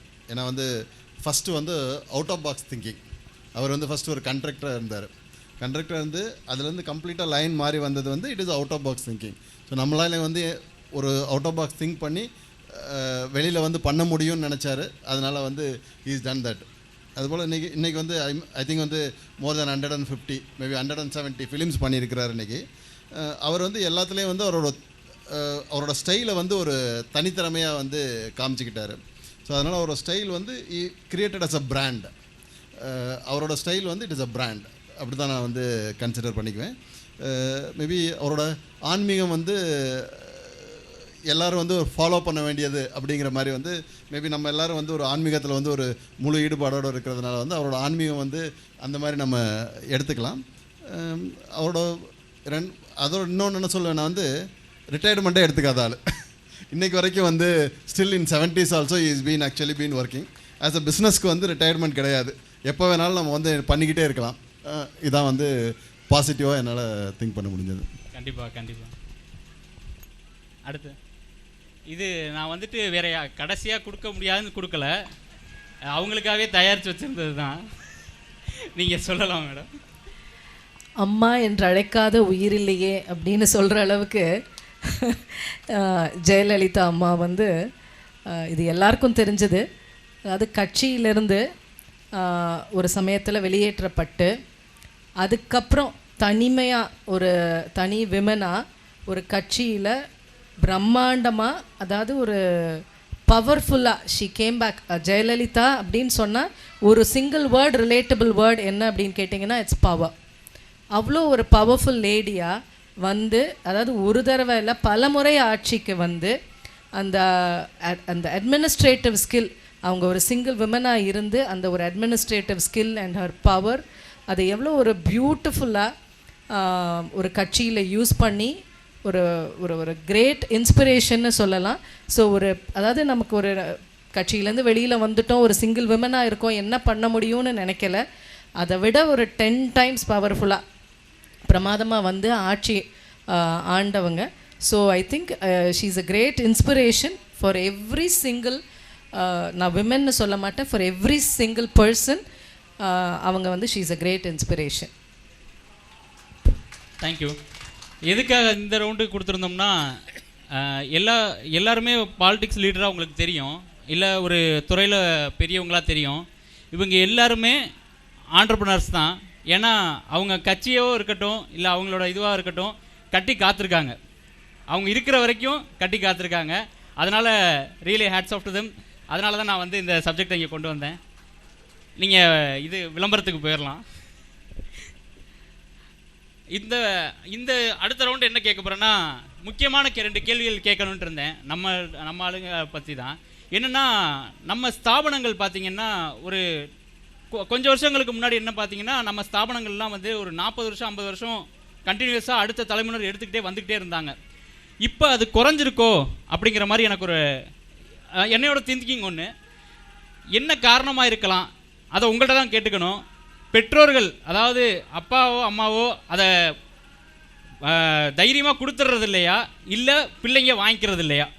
எல்லாருமே அதுக்கு பதில் சொல்லலாம். உங்களோட ஒப்பீனியன் சொல்லலாம். இதில் பார்த்தீங்கன்னா எல்லாம் ஹை ரிஸ்க்குன்னு இப்போ யங் பீப்புள்ஸ் வந்து திங்க் பண்ணுறாங்க. ஏன்னா அவங்களுக்கு வந்து பர்மனன்ட் இன்கம், மாதம் வேலைக்கு போனால் இந்த இன்கம் வந்தால் போதும் அப்படின்னு நினைக்கிறாங்க. ஆனால் பிஸ்னஸில் வந்து அடித்து சொல்கிறேன், ஒரு 3 to 5 years ஹார்ட் ஒர்க் பண்ணோம்னா 65, 70 years, 80 years அந்த அளவுக்கு வரைக்கும் அது வந்து கொட்டி. ஆனால் அதை வந்து யாரும் தெரிஞ்சிக்க மாட்டேங்கிறாங்க. நம்ம வந்து பிஸ்னஸ் தான் ஸ்டார்ட் பண்ணணும். பிஸ்னஸை ஸ்டார்ட் பண்ணுறது அதுக்கு வந்து இன்வெஸ்ட்மெண்ட்டே தேவை கிடையாது. என்னையை பொறுத்த வரைக்கும் நான்லாம் இன்வெஸ்ட்மெண்ட் இல்லாமல் ஸ்டார்ட் பண்ணாது. அண்ணன் சொன்ன மாதிரி, ராமசாமி அண்ணன் சொன்ன மாதிரி வேலையை கற்றுக்கிட்டு அதை நம்ம டேலண்ட்டாக கொண்டு வந்துக்கிட்டு இருந்தேன். இப்போ என்கிட்ட 2 சைனீஸ் பார்ட்னர்ஸ் இருக்காங்க. அவங்க எல்லாத்தையும் என்கிட்ட ஹேண்ட் ஓவர் பண்ணி நீனே பார்த்துக்கன்னு சொல்கிறாங்க. ஏன்னா அந்த அளவுக்கு நான் வந்து கொண்டு வந்திருக்கேன். அப்போ வந்து நம்ம உழைப்புனா கடின உழைப்பு இருக்கணும். அதை வந்து யாருமே அது போடுற கிடையாது. இப்போ உள்ள வந்து அது போடுற கிடையாது. ஜஸ்ட் நான் டேரக்டர், நான் வந்து ஆடம்பரமாக இருக்கணும், அப்போ தான் அது பிஸ்னஸுக்கு அடையாளம், அப்படி கிடையாது.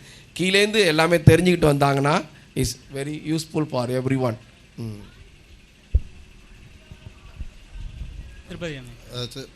இன்னைக்கு வந்து அந்த காலத்தில் வந்து பிஸ்னஸ் வந்து ஒரு ட்ரெடிஷ்னல் பிஸ்னஸாக இருந்துச்சு. பட் இன்றைக்கி வந்து டெக்னாலஜி வந்து ரொம்ப ஜாஸ்தி வந்து உள்ளே வந்துருச்சு. அதனால் வந்து அந்த டைம் டு டைம் வந்து அந்த சேஞ்ச் பண்ணலைன்னா வந்து அந்த பிஸ்னஸை வந்து அவங்களால வந்து கண்டினியூ பண்ண முடியாத சுச்சுவேஷன் வந்து இன்றைக்கி நிறைய இருக்குது. ஏன்னா அன்றைக்கி நம்ம ஸ்டார்ட் பண்ண நிறைய பிஸ்னஸில் வந்து இன்றைக்கி அந்த பிஸ்னஸோட டைப்பே வந்து கம்ப்ளீட்டாக சேஞ்ச் ஆயிடுச்சு. ஸோ அதனால் வந்து டெக்னாலஜி சேஞ்சுக்காண்டி வந்து நம்மளை வந்து நம்ம சேஞ்ச் பண்ணிக்க முடியலைன்னா நம்மளால் வந்து மேபி நம்ம யார் நம்ம முன்னோர்கள் ஸ்டார்ட் பண்ணதை வந்து நம்மளால் வந்து கண்டினியூ பண்ணியிருக்க முடியாது. So time to time change வந்து பிஸ்னஸில் வந்து ரொம்ப இம்பார்ட்டண்ட் அப்படிங்கிற மாதிரி ஃபீல் பண்ணுவேன். அந்த ஒரு காரணத்தினால நிறைய வந்து மாறிடுச்சு. ரெண்டாவது வந்து இன்றைக்கி வந்து எல்லோரும் யங்ஸ்டர்ஸ் எல்லாட்டையுமே வந்து ஒரு லோ ரிஸ்க் அப்படிங்கிற வந்து ஒரு இது கம்ஃபர்ட் லெவலுக்குள்ளே வந்து போயாச்சு எல்லோரும். மேபி அந்த கம்ஃபர்ட் லெவல் வந்து நம்மளுக்குள்ளே இருக்கிறதுனால வந்து எல்லோரும் வந்து ஓகே இன்றைக்கி ஒரு ஐடி செக்டராக we have been just timely job and then 5 days of work, 2 days off, everyone relax, அந்த மாதிரி தான் வந்து நம்ம வந்து ஒரு இதில் இருக்கிறோம். அதனால் வந்து இன்றைக்கி ரிஸ்க் டேக்கிங் வந்து ஜாஸ்தி இருந்துச்சுன்னா வந்து மேபி ஒரு சின்ன வயசில் அவங்க எடுத்துட்டாங்கன்னா வந்து ஈஸியாக இருக்கும். ஒரு பர்டிகுலர் ஏஜுக்கு அப்புறம் வந்து எடுக்க ஆரம்பிக்கல எல்லோரும் வந்து ஒரு கம்ஃபர்ட் ஜோனில் இருந்து அதை வந்து வெளியில் வர்றதுக்காண்டி யோசிக்கிறோம். அதனால் நம்மளால் பண்ண முடியல, மேபி நம்மளால் பண்ண முடியல, பிள்ளைங்களை பண்ண சொல்லணும். தட் இஸ் சரி. ஆக்சுவலாக இது நல்ல கொஸ்டின். ஏன்னா நம்ம பிஸ்னஸ் பண்ணிக்கிட்டு இருக்காங்க, ஒரு 30 years 40 yearsக்கு அப்புறம் அந்த பிஸ்னஸ் வந்து கன்டினியூ ஆகலை, இல்லை நம்மளுடைய ஜென்ரேஷன் வந்து அதை எடுத்துக்கலையா, இல்லை நம்ம கொடுக்கலையா அப்படிங்கிறது. ஆக்சுவலாக வந்து இன்றைக்கி எல்லோரும் என்ன சொல்லுவாங்கன்னா, இன்றைக்குள்ள ஜென்ரேஷன் வந்து பிஸ்னஸை எடுத்துக்க மாட்டேங்கிறாங்க, அவங்க கம்ஃபர்ட் ஜோனுக்கு தான் போகணும்னு நினைக்கிறாங்க, 5 days வீக் அண்ணே சொன்ன மாதிரி. நிச்சயமாக கிடையாது. இது யாருன்னா, இப்போ நம்ம பிஸ்னஸ் இப்போ நான் ஸ்டார்ட் பண்ணியிருக்கேன்னா, நான் வந்து எந்த பிஸ்னஸை எந்த லெவலில் இன்றைக்கி நடத்திக்கிட்டு இருக்கணும், அதை வந்து என்னுடைய பிள்ளையோ என்னுடைய மக வந்து பார்த்தாங்கன்னா அது கம்ஃபர்ட்டாக அந்த பிஸ்னஸை அவங்க டென்ஷன் இல்லாமல் அப்பா நடத்துகிறாருன்னா அதுக்கு வருவாங்க, இல்லைனா வரமாட்டாங்க. அதனால் பிள்ளைகளுடைய ரெஸ்பான்சிபிலிட்டி கிடையாது, இது யார் பிஸ்னஸ் நடத்துகிறாங்களோ அந்த அப்பா அம்மாக்களுடைய ரெஸ்பான்சிபிலிட்டி தான். நம்ம வந்து ஒரு பிஸ்னஸை வந்து ஒரு நெறிமுறையோட ஒரு கரெக்டாக நடத்திக்கிட்டு இருந்தோம்னா இன்றைக்குள்ள பிள்ளைகள் வந்து எந்த ரிஸ்க்கும் எடுக்காதுங்க. அதனால் வந்து ரிஸ்க் எடுக்காமல் ஒரு பிஸ்னஸை வந்து ஒரு டென்ஷன் இல்லாமல் நடத்துகிற மாதிரி ஒரு நிம்மதியான பிஸ்னஸாக இருந்துச்சுன்னா நிச்சயமாக எந்த பிள்ளையாக இருந்தாலும் வரும். நான் எந்த காலத்துலையும் என் பொண்ணை வந்து நீ பிஸ்னஸுக்கு வான்னு நான் சொல்லலை, நீ பிஸ்னஸுக்கு ரிலேட்டடாக படின்னு சொல்லலை, நீ உனக்கு இஷ்டத்தை படி, உனக்கு இதை படி. நான் வந்து என்னுடைய சுச்சுவேஷனை கரெக்டாக வீட்லேயோ ஆஃபீஸ்லேயோ கரெக்டாக நடத்திக்கிட்டு இருந்ததை ஒன்று இதை பார்த்துக்கிட்டு இருந்ததுனால தான் இன்றைக்கி அந்த பொண்ணு வந்து அதுவாகவே கம்ப்யூட்டர் இன்ஜினியரிங் போச்சு, அதுவாகவே இன்றைக்கி வந்து பிஸ்னஸை வந்து நான் நடத்துகிறேன்னு வந்து சொன்னது. அதனால் இது வந்து நம்ம கையில் தான் இருக்குது. ஒரு டேக்ஸ் கட்டுறதோ இல்லை ஒரு டிரான்ஸ்பரண்ட் பிஸ்னஸை நீங்கள் நடத்துனீங்கன்னா நிச்சயமாக உங்கள் குழந்தைகள் இன்றைக்கி நிச்சயமாக உங்கள் பிஸ்னஸை கன்டினியூ பண்ணுவாங்க. இது என்னுடைய ஆணித்தரமான ஒரு பாயிண்ட். தேங்க்யூ. பிள்ளைகளை பொறுத்த அளவில் தொழிலை வந்து கண்டினியூ பண்ணி வருங்க அப்படின்னா இவங்கெல்லாம் சொன்ன மாதிரி இப்போ டிஜிட்டலைஸ்டு வேர்ல்டில் எல்லாம் டெக்னாலஜியெல்லாம் நிறைய வந்துருச்சு. அப்படிங்கிறதுனால அதை ஆர்டிஃபிஷியல் இன்டெலிஜென்ஸின்னு கொண்டு போயிட்டான். அறிவு கீழேருந்து வந்த ஒரு அறிவை சிறப்பாக வச்சிக்க தெரியல, அது அப்பா அம்மாக்கள் சொல்கிறத கேட்கவும் பண்ணல. இப்போ படிச்சுட்டு வந்ததுனால தாட்டு பூட்டுன்னு பண்ணணும்னு எல்லாம் கிழிச்சு எல்லாம் ஒப்பேத்திட்டு போயிடுவானுங்கிற பயம் வேறு பெற்றோர்களுக்கு இருக்குது. இந்த விதத்தில் என்ன பண்ணணும் அப்படின்னா, நாங்கள் ஒரு பெரிய இது வந்து செய்ய போகிறோம். இது யாருமே நம்ம நகரத்தாரிலே யாரும் செஞ்சுருக்க மாட்டாங்கன்னு நான் நினைக்கிறேன். நான் எனக்கு ரொம்ப பல நாள் திங்க் பண்ணி நிறைய ரொம்ப எக்ஸ்பீரியன்ஸான ஆளுகள்கிட்டையும் நாங்கள் போய் எல்லாம் கேட்டிருக்கேன். பெரிய பெரிய ஆளுகள்கிட்டையெல்லாம் ஐடியாஸ் கேட்டிருக்கேன். அதை வந்து இப்போ சிறப்பாக செய்கிறவங்க நம்ம ஏஎம்எம் குரூப், அவங்க வந்து பெரிய குரூப்பு, எங்களுது வந்து ரொம்ப சின்ன விஷயம். அதில் வந்து ஒரு 8 ஃபேமிலியை நாங்கள் எடுத்து ஆட் பண்ணுறோம். ஆட் பண்ணி 8 ஃபேமிலி புருஷன் புருஷனாட்டிக்கு 2 பேருமே அந்த ட்ரஸ்ட்டினுடைய மெம்பர். இப்போ பிஸ்னஸை வந்து ட்ரஸ்ட் ஒருத்தி பிஸ்னஸுக்கு ட்ரஸ்ட்டு கொண்டு போகலாம். ட்ரஸ்ட்டு வந்து ஃபுல் அண்ட் ஃபுல் பழைய ஆக்டில் என்ன அப்படின்னு கேட்டிங்கன்னா எல்லாமே ஒரு நல்ல இந்த காரியங்கள் தர்ம காரியங்கள் தான் பண்ணணும் அப்படின்னு இருக்கு. இல்லை இப்போ பிஸ்னஸும் பண்ணலாம் அப்படின்னு சொல்லி ஒரு சட்டம் நம்ம சர்க்கார் கொண்டு வந்துருச்சு. அதன் அடிப்படையில் 8 ஃபேமிலியில் புருஷன் பொஞ்சாதி 2 பேரும் 16 பேரை சேர்த்து அந்த ட்ரஸ்ட்டுக்கு மெம்பர்கள் ஆக்குறோம். மெம்பர் ஆக்கி ட்ரஸ்ட்டை உருவாக்கி அசட்ஸு கம்பெனி அது இது எல்லாமே அந்த ட்ரஸ்ட்டு பேருக்கு நாங்கள் எல்லாம் எழுதி வச்சுருக்கோம். எழுதி வச்சுட்டு அந்த ட்ரஸ்ட்டு ஒரு 16 பேரும் சேர்ந்து செலக்ட் பண்ணி ஒரு இதை வந்து இந்த நிறுவனத்துக்கு அதாவது இந்த நிறுவனம் இது போக இதிலிருந்து ஏர்ன் பண்ணுறதுக்கு இன்னொரு நிறுவனம், இப்படி பல நிறுவனங்களை உருவாக்கலாம் அப்படின்னு சொல்லி ஏற்பாடு பண்ணி இப்போ அந்த ட்ரஸ்ட்டுக்கு பவர் கொடுத்து எல்லாமே இதாகி ரிஜிஸ்டர் பண்ணுறதுக்கு லெவலில் எங்களுது இருக்குது. அந்த மாதிரி பண்ண போகிறோம். ஏன் அப்படின்னு கேட்டிங்கன்னா, ரொம்ப இவங்க சொன்ன மாதிரி பிள்ளைகளை நம்ம இது பண்ணி கொண்டு வரலாம். கொண்டு வந்து இதனாலும் கொண்டாலும் அது வந்து பார்க்கும்போது டயர்டாகிடுதுங்க. சில நேரங்களில் டயர்டாகும்போது இப்போ சரி நமக்கு என்ன ஏதாவது விற்றுருவோம், சொத்தை வச்சுட்டு விற்றுற மாதிரி நிறுவனத்தையும் விற்றுறதுக்கு ரெடி ஆகிடுதுங்க. அதனால் விற்றுட்டாங்க அப்படின்னா அது வந்து அர்த்தம் இல்லை. நம்மளுடைய நிறுவனத்தை நம்பி 116 பேர் 120 பேர் இருக்காங்க. அவங்க ஃபேமிலி மாழ்ந்துக்கிட்டு இருக்கு. நமக்கு வந்து கஷ்டப்பட்டு கீழேருந்து கொடுத்துருக்கோம். அந்த தைரியம் கீழே இருக்கவங்களுக்கு தான், கீழே இருந்து எதவா கொண்டு வந்தவங்களுக்கு தான் ரொம்ப தைரியம் இருக்குது. இப்போ படித்தவங்களுக்கு அவங்க சொன்ன மாதிரி ரொம்ப லேசியாக 3 நாள் ஆச்சா 4 நாள் ஆச்சா போனோமா சுற்றணுமா பொண்ணமா அப்படிங்கிறது தான் இருக்கே தவிர நல்ல கம்ஃபர்ட் ஜோனுக்கு வந்தாச்சு அப்படின்னா கீழே இறங்கி பார்க்கக்கூடிய எண்ணம் கிடையாது. அது வரணும். அது வர்றதுக்காக இந்த ட்ரஸ்ட்டை வந்து நாங்கள் ரொம்ப ரொம்ப பாடுபட்டு இந்த ட்ரஸ்ட்டை இப்போ கிரியேட் பண்ணுறோம். அந்த ட்ரஸ்ட்டு வந்து இனிமேல் அடுத்தடுத்த தொழில்களை இப்போ ஏஎம்எம் குரூப்பில் எடுத்துக்கிட்டிங்கன்னா அவங்க ட்ரஸ்ட்டு தான். அதில் 26 கம்பெனி வச்சுருக்காங்க. 26 கம்பெனி நடத்திக்கிட்டு இருக்காங்க. அவங்க ஒவ்வொருத்தருக்கும் ஒவ்வொரு கம்பெனி கொடுத்துருவாங்க. அதில் என்ன கொண்டு வரோம், பின்னாடி இந்த ட்ரஸ்ட்டுக்கு வர வேண்டியவங்க அந்த ஃபேமிலியினுடைய மூத்த ஆம்பளை பையன் வரலாம். ரொம்ப முக்கியம் அதான். மூத்த ஆம்பளை பையன் வரலாம். அவருக்கு வர தோதில்லை, அவங்க சொன்ன மாதிரி சிங்கப்பூர் அங்கே படிச்சுக்கிட்டு போயிட்டார் அப்படின்னா அவனுடைய ஒப்புதலில் 2வது பையன் வரலாம். ஆனால் அந்த பையன்கள் நகரத்தாரில் தான் கல்யாணம் பண்ணியிருக்கணும். வெளியில் கல்யாணம் பண்ணிட்டு வந்தால் ட்ரஸ்ட்டுக்கு வரக்கூடாது. அப்படின்லாம் நாங்கள் ட்ரஸ்ட்டில் இதெல்லாம் போட்டிருக்கோம். ஐயா, இதை நான் உங்கள்கிட்ட இன்னும் நிறையா விஷயம் எனக்கு தெரியணும் போல இருக்குது. இல்லை இன்னும் நான் கேட்டு தெரிஞ்சுக்கிறேன். ஏன்னா தனியாக ஒரு செஷன் எடுத்து நான் கேட்டுக்கணும் போல இருக்கு. அதனால நிறைய விஷயங்கள் அது ஏற்றுக்கக்கூடிய ஒரு பாயிண்ட். ஏன்னா ட்ரஸ்ட் கிரியேட் பண்ணி பண்ணோம்னா அது வந்து நமக்கு ஒரு ரொம்ப ரொம்ப நல்லா இருக்கும், பேலன்சிங்கை கொடுக்குங்கிறது ரொம்ப அற்புதமாக இருக்கும். தொழில் வந்து நம்ம தொழில் வந்து நசுக்கி கூடாது, பிரமாதமாக இருக்கும். அதனால் அது நம்ம சொந்தக்காரங்களை நாங்கள் பூரா எல்லாம் சொந்தக்காரங்க தான் இது பண்ணியிருக்கோம். சொந்தக்காரங்களை எல்லாரையுமே சேர்த்து இது பண்ணி இங்கே நான் கொண்டு வந்திருக்கோம். எல்லாம் யாரை போடலாம் அப்படின்னு சொல்லி செலக்ட் பண்ணி கொண்டு வந்திருக்கோம். இது வந்து ரொம்ப அற்புதமான செய்தி. இந்த செய்தியை உங்கள்கிட்ட இன்றைக்கி பகிர்ந்துக்கிட்டதில் நான் ரொம்ப மகிழ்ச்சி அடைகிறேன். உங்களோட கேள்வி வந்து நம்ம தொழில் வந்து ஒரு 30-40 வருடங்களை தாண்டி நகரத்தார்கள் தொடங்கிய தொழில் வந்து வளராமல் இல்லைன்னா அடுத்த ஜெனரேஷன் அதாவது இப்போ பார்த்தீங்கன்னா சேலமில் பார்த்தீங்கன்னா ஏஆர் சொர்ணமஹால் வந்து 4வது ஜெனரேஷன் எடுத்துட்டாங்க மேடம். அதே நம்ம இதில் பார்த்தீங்கன்னா இப்போ ஏவிஎம் வந்துட்டு ஏற்கனவே ரொம்ப பிரபலமாக இருந்தது, இப்போ தொய்வடைஞ்சிருக்கு. நான் அதாவது மூடிடுறாங்கன்னு சொல்லலை, ஒரு தொய்வடைஞ்சிருக்கு அப்படிங்கிறேன். அதுக்கு காரணம் என்னவா இருக்கு? அதுக்கு என்ன காரணமாக இருக்கலாம்? அதாவது ஒரு 3 விஷயங்கள் இருக்கலாம். ஒன்று வந்து இன்னைக்கு வந்து இப்போ லேட்டஸ்ட் மெக்கன்சி ஸ்டடி படி இப்போ நீங்கள் 40-50 வருடங்கள் இல்லை, இப்போ லேட்டஸ்ட் மெக்கன்சி ஸ்டடி படி 23 வருடங்களை தாண்டி பல தொழில்கள் வளர்றது இல்லை அப்படின்னு சொல்கிறாங்க. அதுக்கு என்ன காரணமாக இருக்கலாம் அப்படின்னா, அவங்க அண்ணன் சொன்ன மாதிரி அது வந்து அடுத்த ஜெனரேஷனோட பொறுப்பு கிடையாது. அவங்க தொழில் துவங்குற போது அதை இவால்வ் பண்ணணும். எவ்ரி ஸ்டேஜில் அதை வளர்ந்து, அதாவது நான் இன்றைக்கி ஒரு மருந்து கடை திறந்திருக்கேன், அது ஒரு ஆண்டர்ப்ரனர்ஷிப்பு. அன்னைக்கு 40 வருடங்கள் முன்னாடி ஒரு மாதிரி ரிசர்ச் பண்ண தம்பி அப்படி இது இப்படி இதுவும் ஆனால் என்ன பேசுனீங்க புரியல, சரி அப்பாட்ட கேட்டு சொல்கிறேன் அப்படிம்பாரு. ஒரு காலம், அது ஒரு காலம் போடுச்சு, ஒரு 10 வருஷம் ஆனிச்சு.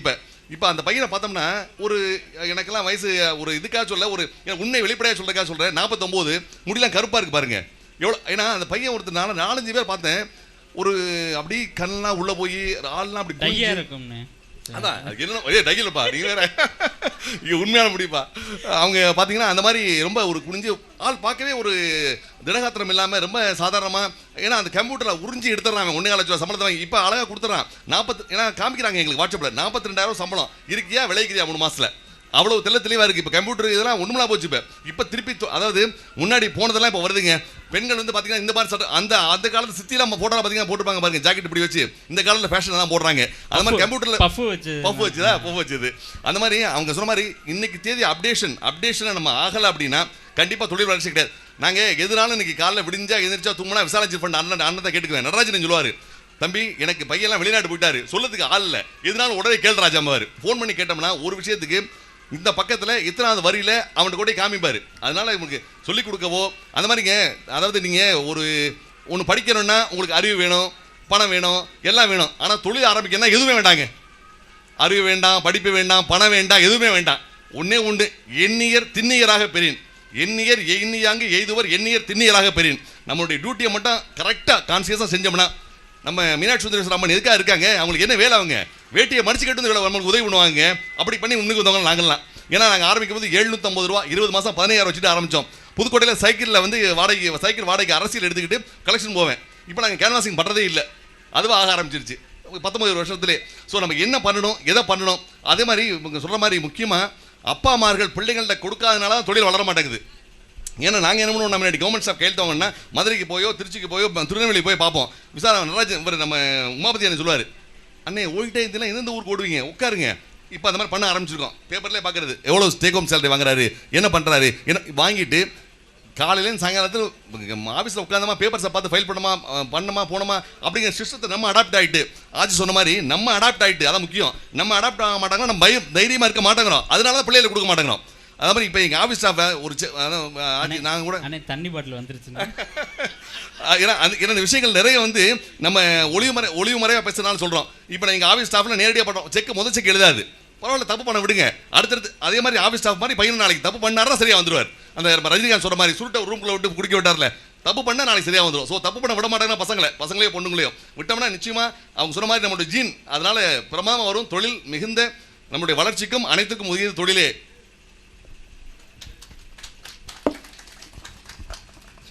சொன்ன மாதிரியே தண்ணி பாட்டில் வந்துருச்சு அப்படின்னா நிறுத்தணும்னு அர்த்தம். ஐயா வேற வந்துட்டாங்க. அதனால் இருக்கிற இன்னும் 4 கேள்வி இருக்குது. ஆனால் அங்கேருந்தே நடத்துகிறவங்களே வேணாம் இறங்கு அப்படிங்கிற மாதிரி சொல்ல ஆரம்பிச்சிட்டாங்க. அதனால் என்ன பண்ணிடுங்க, எல்லாரும் இப்போ நடக்கிற அதாவது உங்களோட முன்னேற்றம் என்ன, உங்களுக்கு ஒரு கிளைமேக்ஸ் கொடுக்கணும்னா எப்படி கொடுப்பீங்க? இந்த நிகழ்ச்சியை முடிச்சு வச்சுருங்க. ஆளுக்கு ஒரு கிளைமேக்ஸ் சொல்லலாம் உங்களுக்கு. ஆனால் ஒரு 10 செகண்ட் 20 செகண்டுக்குள்ளே முடிச்சிருங்க. முடிச்சுட்டு நம்ம எல்லோரும் கிளம்பிடலாம். நம்மளே கீழே இறங்கிடலாம், அவங்க இறக்கி விட்டுற மாட்டாங்க.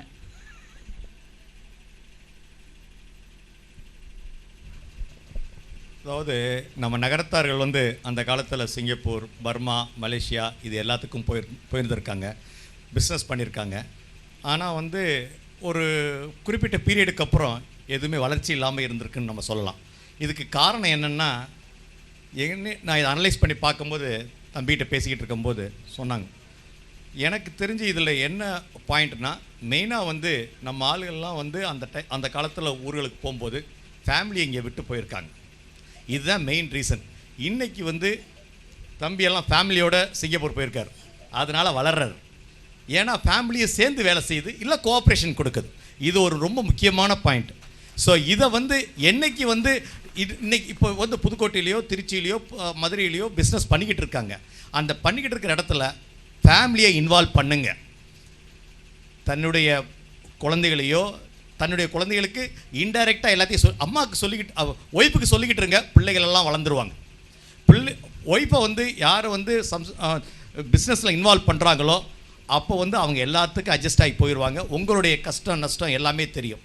என்னுடைய டே 1 என்னுடைய பிஸ்னஸ்லேருந்து என்னுடைய ஒய்ஃபை வந்து நான் பிஸ்னஸில் இன்வால்வ் பண்ணியிருக்கேன். ஆனால் அவங்களுடைய டெரிட்டரியே வேறு, என்னுடைய டெரிட்டரியே வேறு. என்னையை கேட்டுக்குவாங்க, நான் அவங்கள கேட்டுக்குவேன். இந்த பிஸ்னஸ் நிச்சயமாக இது வளர்ந்ததுக்கு அவங்க ஒரு முக்கியமான காரணம். இது நாங்கள் 2 பேர் இருந்தது, நாங்கள் 2 பேர் பிஸ்னஸை பார்த்ததை ஸ்டெயிலை வந்து பிடிச்சதுனால தான் இன்றைக்கி எங்கள் குழந்தை வந்து ஆட்டோமேட்டிக்காக அவங்களாக வந்திருக்காங்க. நாங்கள் எதுவும் தொந்தரவே பண்ணல. எனக்கு தெரிஞ்சு இது ஒரு நல்ல கிளைமேக்ஸாக இருக்குன்னு நினைக்கிறேன். அடுத்து ஒரு ஆள் சொல்லிடலாம். இன்னொரு பாயிண்ட் சொல்லணும்னு நினைக்கிறேன். என்னென்னா, இந்த பிஸ்னஸ்லாம் வளர்கிறதுக்கு நம்ம ஆளுகள்கிட்டையோ இல்லை எல்லார்ட்டையுமே ஒரே ஒரு பெரிய ஒரு மிஸ்டேக் ஒன்று இருக்குது. காரணம் என்னென்னா, டேக்ஸ் கட்டினா நம்ம டேக்ஸே கட்டிட்டு போயிடுவோம், நம்ம வளர மாட்டோம் அப்படின்னு நினைக்கிறாங்க. டே 1 இருந்து என்னுடைய பிஸ்னஸ் வந்து நான் வெறும் 2 லட்ச ரூபா தான் 2 லட்ச ரூபா முதல்ல போட்டு முத 3 மாதத்துக்குள்ளே 15 லட்ச ரூபா போட்டேன். அந்த 15 லட்ச ரூபாயில் 3 லட்ச ரூபாய்க்கு நான் ஒரு சாஃப்ட்வேர் கம்பெனிக்கு டெசிஷன் எடுத்து பண்ணது. மீதி 12 லட்ச ரூபா தான் இன்வெஸ்ட்மெண்ட்டு. அந்த டயத்தில் இந்த பிஸ்னஸ்க்கு வந்து மெயினாக வந்து டேக்ஸ் ஃபஸ்ட் இயர்லேருந்து இன்கம் டேக்ஸ் பக்காவாக கட்டிட்டு வந்ததுனால இன்றைக்கி வந்து நான் எந்த விதமான இதுவும் இல்லாமல் நிம்மதியான ஒரு தூக்கத்தோட டெய்லி என்னுடைய காலம் போய்கிட்டு இருக்கு. நன்றி, தேங்க்யூ. பிஸ்னஸில் ஒரு ஸ்டாக்னண்ட்டு வந்துடும் சொல்லி ரொம்ப யோசிக்கக்கூடாது. ஸ்டாக்னண்ட் வந்துச்சு அப்படின்னா அது அப்போ வந்து வளர்ச்சி இருக்கணும். கண்டிப்பாக வளர்ச்சி இல்லை அப்படின்னா அந்த தொழில் வந்து டிப் ஆகுதுன்னு அர்த்தம். அதை வளர்ச்சி ஆகிறதுக்கு என்ன பண்ணணும் அப்படிங்கிறத அப்பப்போ நம்ம கடைப்பிடிச்சி நம்ம இம்ப்ரூவ் பண்ணி, தம்பி ராமசாமி போன கூட்டத்தில் நாங்கள் பேசுகிற போது எஸ்ஓபி அப்படின்னாரு. அதுக்கு அப்ரிவேஷன் என்னையா சொல்லுங்க. இல்லை எஸ்ஓபி அதுக்கு என்ன அப்ரிவேஷன் என்னையா சொல்லுங்க அப்படின்னு கேட்டேன். அது ஸ்டாண்டர்ட் ஆப்ரேஷன் ப்ரொசீஜர் அப்படின்னாரு. அதை நான் கேட்டுன்னு போனேன். போன வாட்டி மீட்டிங்கில் சுபையா கோயில் பூசையில் வச்சுருந்தாங்க. அவங்க அழகப்பன் அதை கண்டக்ட் பண்ணார். அப்போ அவர்கிட்ட வந்து விளக்கம் கேட்டு போனேன். அது மாதிரி இப்போ ஸ்டாண்டர்ட் ஆப்ரேஷன் ப்ரொசீஜரில் எங்கள் கம்பெனியை மாற்றிட்டோம். அவர் சொன்ன மாதிரி சவுத்து தமிழ்நாடு, அதாவது இந்த பக்கம் இல்லை, சவுத்து தமிழ்நாட்டில் சிட்ஃபண்ட் கம்பெனியிலே அதிகமாக டேக்ஸ் கட்டுறவங்க நாங்கள் தான். எங்கள்கிட்ட கருப்பு பணம்ங்கிறது கிடையாது. நிம்மதியாக இருக்கணும். அவர் தம்பி சொன்ன மாதிரி, ராமசாமி சொன்ன மாதிரி நிம்மதியாக நாங்கள் தூங்குகிறோம், நிம்மதியாக போகிறோம், நிம்மதியாக எங்கள் ஸ்டாஃபை பார்க்க விட்றோம். நம்ம கருப்பு பணம் வச்சுட்டு இருக்கிறதுனாலே ஒரு பெரிய நம்ம நகரத்தாருக்கு கொஞ்சம் பயம் இருந்துச்சு. அது வேண்டாம், அது வேன் பணம்னு சொல்லுவாங்க. அது இல்லாமல் நீங்கள் ரைட் அண்ட் ராயலாக கொண்டு வாங்க, ரொம்ப சிறப்பாக இருப்பீங்க, அற்புதமாக இருக்குது அப்படிங்கிறது எங்களுடைய கருத்து. நன்றி நன்றி. எந்த ஒரு தொழிலுக்குமே வளர்ச்சி அப்படிங்கிறது என்னென்னா, அண்ணன் எக்ஸாக்டாக சொன்னாங்க, ஒரு ஃபேமிலி ஒன்றா இருந்தால், அதாவது அண்ணன் வந்து ஒய்ஃபு, அவங்க ஃபேமிலி எல்லோரும் இருக்காங்கன்னு சொன்னாங்க. நானும் அப்பாவும், அதாவது எனக்கு ஒரு 19 வயசில் நானும் அப்பாவும் தொழிலை தொடங்கினோம். அப்பாவோட தொழிலில் அம்மா இருந்தாங்க, அம்மா தான் அதை லீட் பண்ணிகிட்டு இருந்தாங்க. அதுக்கப்புறம் கல்யாணம் ஆகி ஹஸ்பண்டு இவங்க அவங்க பிஸ்னஸில் ஜாயின் பண்ணாங்க. அதுக்கப்புறம் இன்றைக்கி கிட்டத்தட்ட ஒரு 30 வருஷங்கள், இன்றைக்கி 31st இயரில் இப்போ எங்களோட டாட்டர் அவளும் வந்து படிச்சுட்டு இந்த பிஸ்னஸை வந்து ஷீ இஸ் டேக்கிங் ஓவர். அதில் வந்து என்ன அப்படின்னா, அந்த ஒரு சைன் ஆஃப் ப்ராஸ்பெரிட்டி அப்படிங்கிறது எப்போ இருக்கும் அப்படின்னா, ஒரு ஃபேமிலி ஜாயிண்ட்டாக இருந்து அதில் பல ப்ளஸ் அண்ட் மைனஸ் இருக்கும். ஏற்ற இறக்கம் இல்லாமல் தொழிலே கிடையாது. அது நீங்கள் வேலைக்கு போனாலும் இருக்கும். ஒரு சில நேரங்களில் you might be even send out from the work, இதெல்லாம் நிறைய இருக்கும். பட் அது தொழிலில் செய்கிறம்போது அது ப்ளஸ்ஸோ மைனஸோ அது உங்களை சேர்ந்தது. ஸோ அந்த ப்ளஸ் அண்ட் மைனஸை பிள்ளைங்க பார்த்து வளர்கிற போது they also learn it the right way. So அடுத்த ஜெனரேஷன் தொழிலில் வரணுன்னா நிச்சயமாக நகரத்தார்கள், நம்ம அந்த காலத்தில் ஆட்சிமார்கள் பின்னாடி இருந்திருக்காங்க. ஐயாக்கள் எல்லாம் தொழில் செஞ்சாங்க அப்படின்னா, ஐயாக்கள்லாம் பர்மா, மலேசியா, சிங்கப்பூர்லாம் போய் செஞ்சாங்க அப்படின்னா, இங்கே நம்ம ஆட்சிமார்கள் அந்த ஒரு ரூபா பணத்தையும் விடாமல் வட்டிக்கு கொடுத்து, இந்த சிறுவாட்டு பணம்லாம் சொல்கிறோமே, அவ்வளோ பிரமாதமாக சேர்த்து சேமித்து கட்டின வீடுகள் தான் இவ்வளவும் பிரம்மாண்டமாக இருக்குது. ஸோ அந்த ஒரு பவர் அண்ட் ஸ்ட்ரென்த் இருந்தது. அன்னைக்கு பின்னாடி இருந்து பண்ணாங்க, இன்றைக்கி கூட இருந்து ஆட்சிமார்கள் பிரமாதமாக சேர்ந்து செய்யணும். ஒரு ஃபேமிலி பிஸ்னஸாக செய்கிற போது the growth is unlimited. So அது வந்து நிச்சயமாக we have to go towards involving the whole family in business. Okay, நான் சொல்லணும், எங்கே தொழில் பண்ண போனாலும், எந்த கம்யூனிட்டி, எந்த ஏரியா, எங்கே போனாலுமே உலகம் சுற்றிய வாலிபன் அப்படிங்கிற மாதிரி உலகம் பூரா சுற்றி நம்ம ஆளு இருக்கிறாங்க. நகரத்தார் அப்படின்னா ஒரு தனி மதிப்பு, அவ்வளோ தூரத்துக்கு அந்த காலத்தில் நம்ம மூதாதைகள் தேடி வச்சுருக்காங்க. அதை நம்ம பக்கபலமாக வந்து பாதுகாக்கணுமே. ஆனால் அவங்கெல்லாம் சொன்ன மாதிரி பிஸ்னஸ் பண்ணால்தான் பாதுகாக்க முடியும். பிஸ்னஸ் பண்ணால் தான் அந்த பேரை வந்து நிலைநாட்டி வச்சுக்க முடியும். எங்கே நம்மளை வந்து இந்த இப்போ நகரத்தார் கம்யூனிட்டியில் இறைவன் படைச்சிருக்காருன்னா, நம்ம இறைவனுக்கு சுப்பிரமணியராக இருக்கட்டும், பழனியராக இருக்கும், நம்ம மீனாட்சி அம்மன், அவங்களுக்கெல்லாம் ரொம்ப நம்ம பாராட்ட கடமைப்பட்டிருக்கணும். அவங்க வந்து ரொம்ப சிறப்பான ஒரு கம்யூனிட்டி அப்படிங்கிறத நாம் எல்லோரும் உணர்ந்து பிஸ்னஸ்குள்ளே நீங்கள் எல்லோரும் வரணும். ஓகே, காலத்தின் அருமை கருதி ரொம்ப சிம்பிளாக முடிச்சிடுறேன். உங்கள்கிட்ட தான் நான் கேட்டுக்க முடியும். அதனால் நான் ரொம்ப சிம்பிளாக 1 செகண்ட் சொல்லிடுறேன். அப்போ தான் வீட்டுக்குள்ளே போக முடியும், அப்போ தான் சாப்பாடு கொடுப்பாங்க. என் ஒய்ஃப் பேர் வந்து Mani. I love Mani. Mani. Okay, செம climax. Okay, maybe as a short and ஸ்வீட்டாக நான் வந்து சொல்ல நினச்சேன் வந்து ஏன்னா நம்ம கம்யூனிட்டியில் வந்து நம்ம வந்து எல்லோரும் வந்து ஒர்க் பண்ண போயிட்டதுனால நம்மளால் வந்து இங்கே நம்மளோட நேட்டிவ்க்கு வந்து நிறைய நம்மளால் ஸ்பெண்ட் பண்ண முடியல, நம்மளோட டொனேஷன் பவர் வந்து குறைஞ்சிருச்சு. அதனால் வந்து நம்ம யாரெல்லாம் இப்போ ஒர்க் பண்ணிகிட்டு இருக்கோமோ வந்து நான் என்ன ஃபீல் பண்ணேன் வந்து நம்மளோட யங்கர் ஜென்ரேஷனை நம்மளோட பிள்ளைங்களை வந்து பிஸ்னஸ்குள்ளே கொண்டு வரணும். நம்ம அன்றைக்கி என்ன பண்ணிக்கிட்டு இருந்தோமோ அதை வந்து திரும்ப ரெட்ரை பண்ணணும். அதை வந்து நான் வந்து ஆஸ் அ கிளைமேக்ஸை வந்து நான் வந்து ஐம் ஜஸ்ட் ஃபாலோயிங் அப். அதனால வந்து மேபி இது ஒரு ஆப்பர்ச்சுனிட்டி எடுத்து சொல்கிறேன். பிஸ்னஸ் பண்ணுற பசங்களுக்கு உங்கள் பிள்ளைங்களை கொடுங்க, ஹெசிடேட் பண்ணாதீங்க. உங்கள் பொண்ணை பிஸ்னஸ் பண்ணுற பசங்களுக்கு கொடுங்க, ஆட்டோமேட்டிக்காக அவங்க வந்து பிஸ்னஸ் பண்ணி பெரிய லெவலில் வருவாங்க. இது நான் ஃபாலோ பண்ண நினச்சேன், அதான் நான் பண்ணிகிட்ருக்கேன். என்னுடைய பையன் பொண்ணு 2 பேரும் டாக்டர் படிக்கிறாங்க. ஆனால் அவங்கள வந்து அட்மின் மட்டும் பார்த்துக்கப்பா, ஸ்டாஃப்ஸை விட்டு இப்போ ஸ்டாஃப்ஸை ட்ரெயின் பண்ணிக்கிட்டு இருக்கோம். அடுத்து அட்மின் பார்த்து அவங்க மெயின்டெனன்ஸ் பண்ணிட்டு போங்க. ஏன்னா நம்ம பையன் பொண்ணு தான் பார்க்கணும் கிடையாது, தாராளமாக பார்க்கலாம், மெயின்டைன் பண்ணிட்டா போதும் அவங்க. ஸோ அடுத்த தலைமுறை ஏன்னா நகரத்தாரான்னு இப்போ ஒன்றும் இல்லை, நாங்கள் எங்கேயோ போவோம், சிங்கப்பூர் அங்கே கேட்குறோம், பேர் பழனியப்பன் 100% நம்மளுக்கு ரெஜிஸ்டர் பண்ணிடுறாங்க. பழனியப்பன், முருகப்பன் பேர் கேட்டாலே போதும். நம்ம சிறு பண்ண ஆரம்பிச்சிருக்கோம், 20 வருஷம் பண்ணுறோம், அதில் எதுவுமே வேண்டாங்க. பழனியப்பன் பேர்னே சரி திரும்பி என்ன பண்ணலாம், அடுத்த ஸ்டேஜ் வந்துடுறாங்க. ஸோ அந்த மாதிரி இவ்வளவு தூரம் வளர்த்து வச்சிருக்கிறத நம்ம வந்து அடுத்தடுத்து தொழிலில் கொண்டு போகிறதா நிச்சயமாக கட்டாயமாக சால சிறந்ததாக இருக்கும் அப்படின்னு சொல்லி மிக்க மகிழ்ச்சியோட நன்றி தெரிஞ்சுக்கிறேன். தம்பி கடைசியாக ஒன்று, இன்னொரு நம்ம நகரத்தாரில் வந்து நிறைய பேர் சாஃப்ட்வேர் இன்ஜினியராக இருக்காங்க யூஎஸில். எல்லாருமே பிஸ்னஸ் பண்ணுறதுக்கு ரொம்ப யோசனை பண்ணிக்கிட்டு இருக்காங்க. அவங்களுக்கு ஒன்று சொல்லிக்க விரும்புகிறேன். எனக்கு ஒரு 20 இயர்ஸ்க்கு முன்னாடி யூஎஸில் வேலை கிடச்சிது. அப்போது அந்த யூஎஸ் ஓனர்கிட்ட நான் சொன்னது ஒரே ஒரு வார்த்தை, எனக்கு வேண்டியது டாலர் பணம், ஆனால் நான் இந்தியாவில் வாழ்க்கை வேணும்னு கேட்டேன். அதனால தான் நான் பிஸ்னஸை வந்து இங்கே ஸ்டார்ட் பண்ணேன், அமெரிக்காவில் போய் வியாபாரம் பண்ணேன். அதே மாதிரி ஒவ்வொரு சாஃப்ட்வேர் இன்ஜினியரும் இங்கே உட்காந்துக்கிட்டு எப்படி யூஎஸ் பணத்தையோ இல்லை ஜெர்மன் பணத்தையோ கொண்டு வரதுக்கு யோசனை பண்ணுங்கள். அப்போ you get a very good life and you will get a very good satisfaction in your life. யூஎஸ்ன்னு தடுமாறாதீங்க, அது ஒரு மெக்கானிக்கல் லைஃப், அது நான் அனுபவிச்சிருக்குது. தேங்க்யூ. இதுவரை ஞானசம்பந்தம் ஐயா அவர்களின் பொன்னான நேரத்தை உபயோகப்படுத்தி உங்கள் அறிவுரைகளை கூறியதற்கு நன்றி. விழா கமிட்டியினரிடம் உங்களிடமிருந்து விடைபெறுவது சிங்காரம் அழகப்பா. இந்த நிகழ்ச்சியில் கலந்து கொண்டுகின்ற அனைவருக்கும் பொன்னாடை பொத்தி கௌரவிக்கப்படுகின்றது. நமது சீனியர் அவர்கள் நம்ம நித்திய கல்யாணி சிட்பண்ட்ஸினுடைய மேலாளர், அதாவது மேலாண்மை இயக்குனர் அவர்களுக்கு பொன்னாடை பொத்தி நினைவு பரிசு வழங்குகிறார்கள். அடுத்து ராமசுவாமி அவர்களுக்கு ராமநாதன் அவர்கள் பொன்னாடை பொத்தி கௌரவிக்கின்றார்கள். திருப்பதி அவர்களுக்கு வள்ளியப்பன் மகாலிங்கம் அவர்கள் பொன்னாடை பொத்தி கௌரவிக்கின்றார்கள். ஏன் அண்ணாமலை அவர்களுக்கு, ஏன் ராமநாதன் அவர்களுக்கு சரவணன் அவர்கள் பொன்னாடை பொத்தி கௌரவிக்கின்றார்கள். நமது வளத்தி பழனியப்பன் அவர்களுக்கு சிதம்பரம் அவர்கள் பொன்னாடை பொத்தி கௌரவிக்கின்றார்கள்.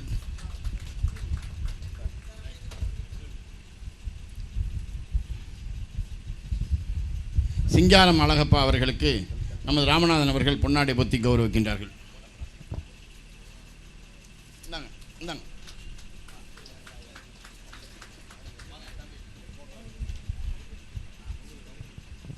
நமது மீனு சுப்பையா அவர்களுக்கு ராமநாதன் அவர்கள் பொன்னாடை பொத்தி கௌரவிக்கின்றார்கள்.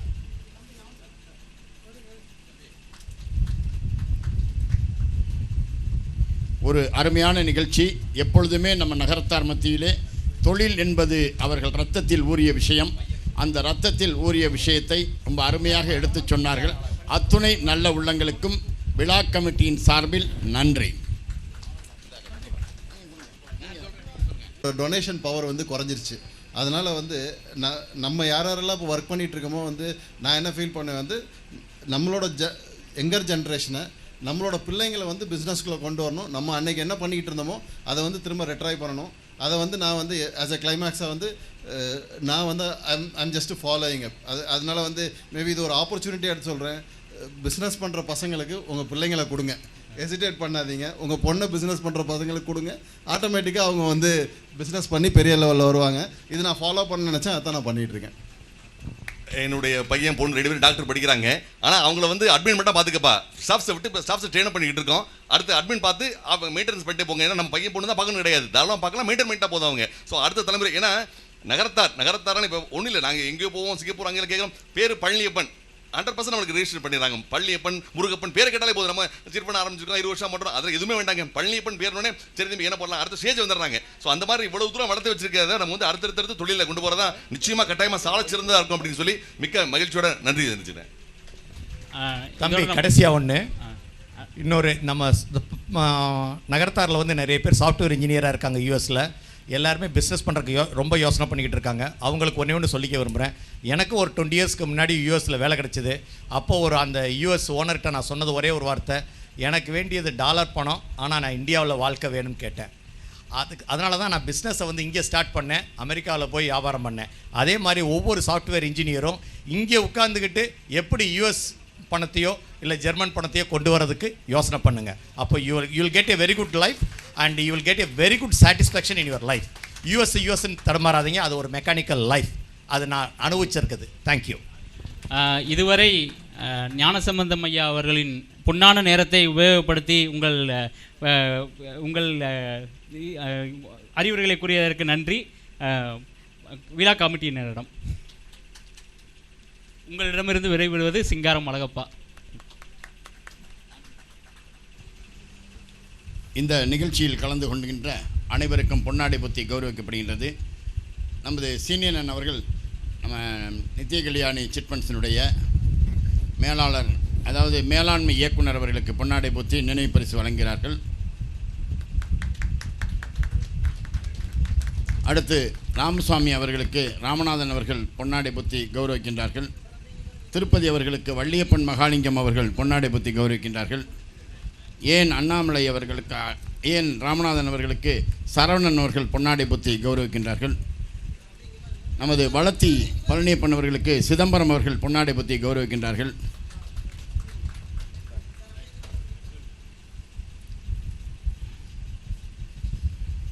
சிங்காரம் அழகப்பா அவர்களுக்கு நமது ராமநாதன் அவர்கள் பொன்னாடை பொத்தி கௌரவிக்கின்றார்கள்.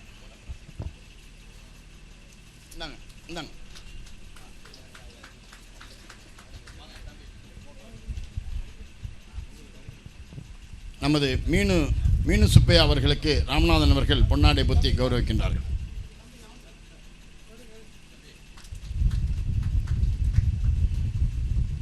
ஒரு அருமையான நிகழ்ச்சி. எப்பொழுதுமே நம்ம நகரத்தார் மத்தியிலே தொழில் என்பது அவர்கள் இரத்தத்தில் ஊறிய விஷயம். அந்த இரத்தத்தில் ஊறிய விஷயத்தை ரொம்ப அருமையாக எடுத்துச் சொன்னார்கள். அத்துணை நல்ல உள்ளங்களுக்கும் விழா கமிட்டியின் சார்பில் நன்றி.